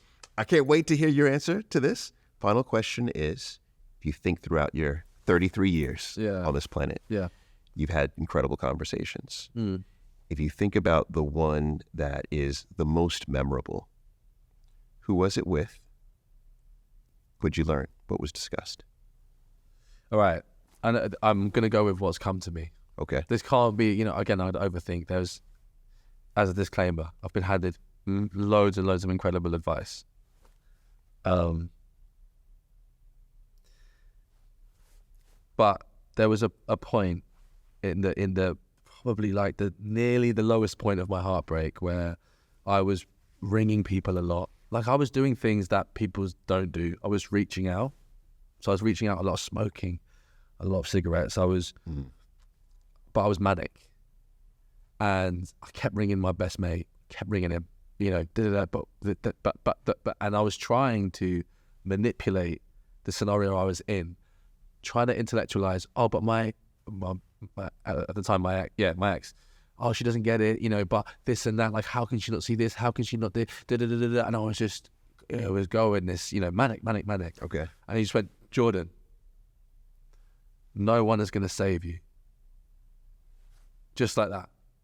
And it was bizarre, because standalone, it's quite harsh. It's quite hardcore. Yeah. It's quite a tough love. It's quite a tough lesson. But he wasn't saying this as someone who was just randomly, this is like my best friend, you know? And he was just saying that, like, we can't do this for you. This journey predominantly must come from you. And I tell you what, for me personally, might not work for everyone, that was a huge turning point in my recovery. So it was literally someone saying, no one's going to save you. And then at that point, you begin to take responsibility. Yeah. Crazy. Yeah. I feel like that could have gone another way. Yeah. No, listen, I can hear, when I say it, you know, I'm sure there's other advice I can think in my head where someone goes, you know, early bird gets the worm, second mouse gets the cheese. You know what I mean? It's the thing of, like, don't rush into things, because actually if you take your time, it might work out better. That I can see as like a kind, you know, it's not, but when you asked me the question, I was brought back immediately to being in my kitchen, smoking my 25th cigarette of the day, and my best, or you know, one of the closest people in my life, dealt me one of the most firm lessons. And it was just a wake-up call. That's it. Like, some people don't react to cold water in the face. Some people need cuddling. And, you know, if I talk about me creatively, I'm a baby creatively. I need people to tell me in the nicest language possible that I'm the fantastic, which is ridiculous. But in that moment, it was a wake up. What the fuck am I doing? And I still need their help, but come on. Yeah. Well, so I tell you what, we're appreciative that he did that. Yeah. Because yeah, I'm here. Because you're here. I'm here, and I really, there can be balance. That energy can be balanced. It was just a truth. It wasn't, no one's going to save you, you're annoying me. It wasn't, if you don't save yourself, something's going to, it's none of that. It was just the truth. And it is the truth, Paul. I think you can agree. I'm sure you see this when you speak to people. Yes. You know, I can help, okay, what's the other one? You can take a horse to water. Yeah, can't make him drink. Yeah. Yeah. You know, so it has to, and everyone has that. Everyone has that ability inside them to step up for themselves, you know. I loved it. I loved it. Thank you, sir. Love, man. Thank you. Thank you. Thank you. Man, no, I want to hug. Come on. Yeah, I love it. What did you think? We're here. I love Jordan. I almost hesitate to say this, but I don't know if I've ever seen someone so well adjusted, given all of the traumatic experiences in his life. I could feel that when he sat down, he wanted to have a conversation. You know, he wanted to engage. He's a fan of the podcast. It's so lovely to see. Jordan has now been with Jade for 5 years. I don't think they would have lasted 5 months if he had not done the work ahead of time. But the work, what was the work? I mean, he talked about how he got through heartbreak, how he learned from cheating, which led him to create this list. And so he was able to walk into that relationship clear on his identity, who he is, without having a vision for our life. So a goal of our destination, it impacts our well-being. We've now had a few guests who have talked about having ideas and thoughts around suicide. And what I find to be a commonality is the importance of telling someone that you love and trust. Jordan told a friend. He then told his mother. And as a result, you can see how that reduces suicidal ideation. And we know that the research supports this. That can save your life. It saved Jordan's. I mean, he's only 33. That is young, right? He's done so many incredible things with his life, but here is someone who has not only gone through all of these challenges, but now is at a place where he's in a very strong relationship with not just a partner, but with his parents. He's happy in life. He is 7 years sober. You know, he should run for prime minister at some point. You know what I mean? He is underrated. One of the most important voices of our day, right there.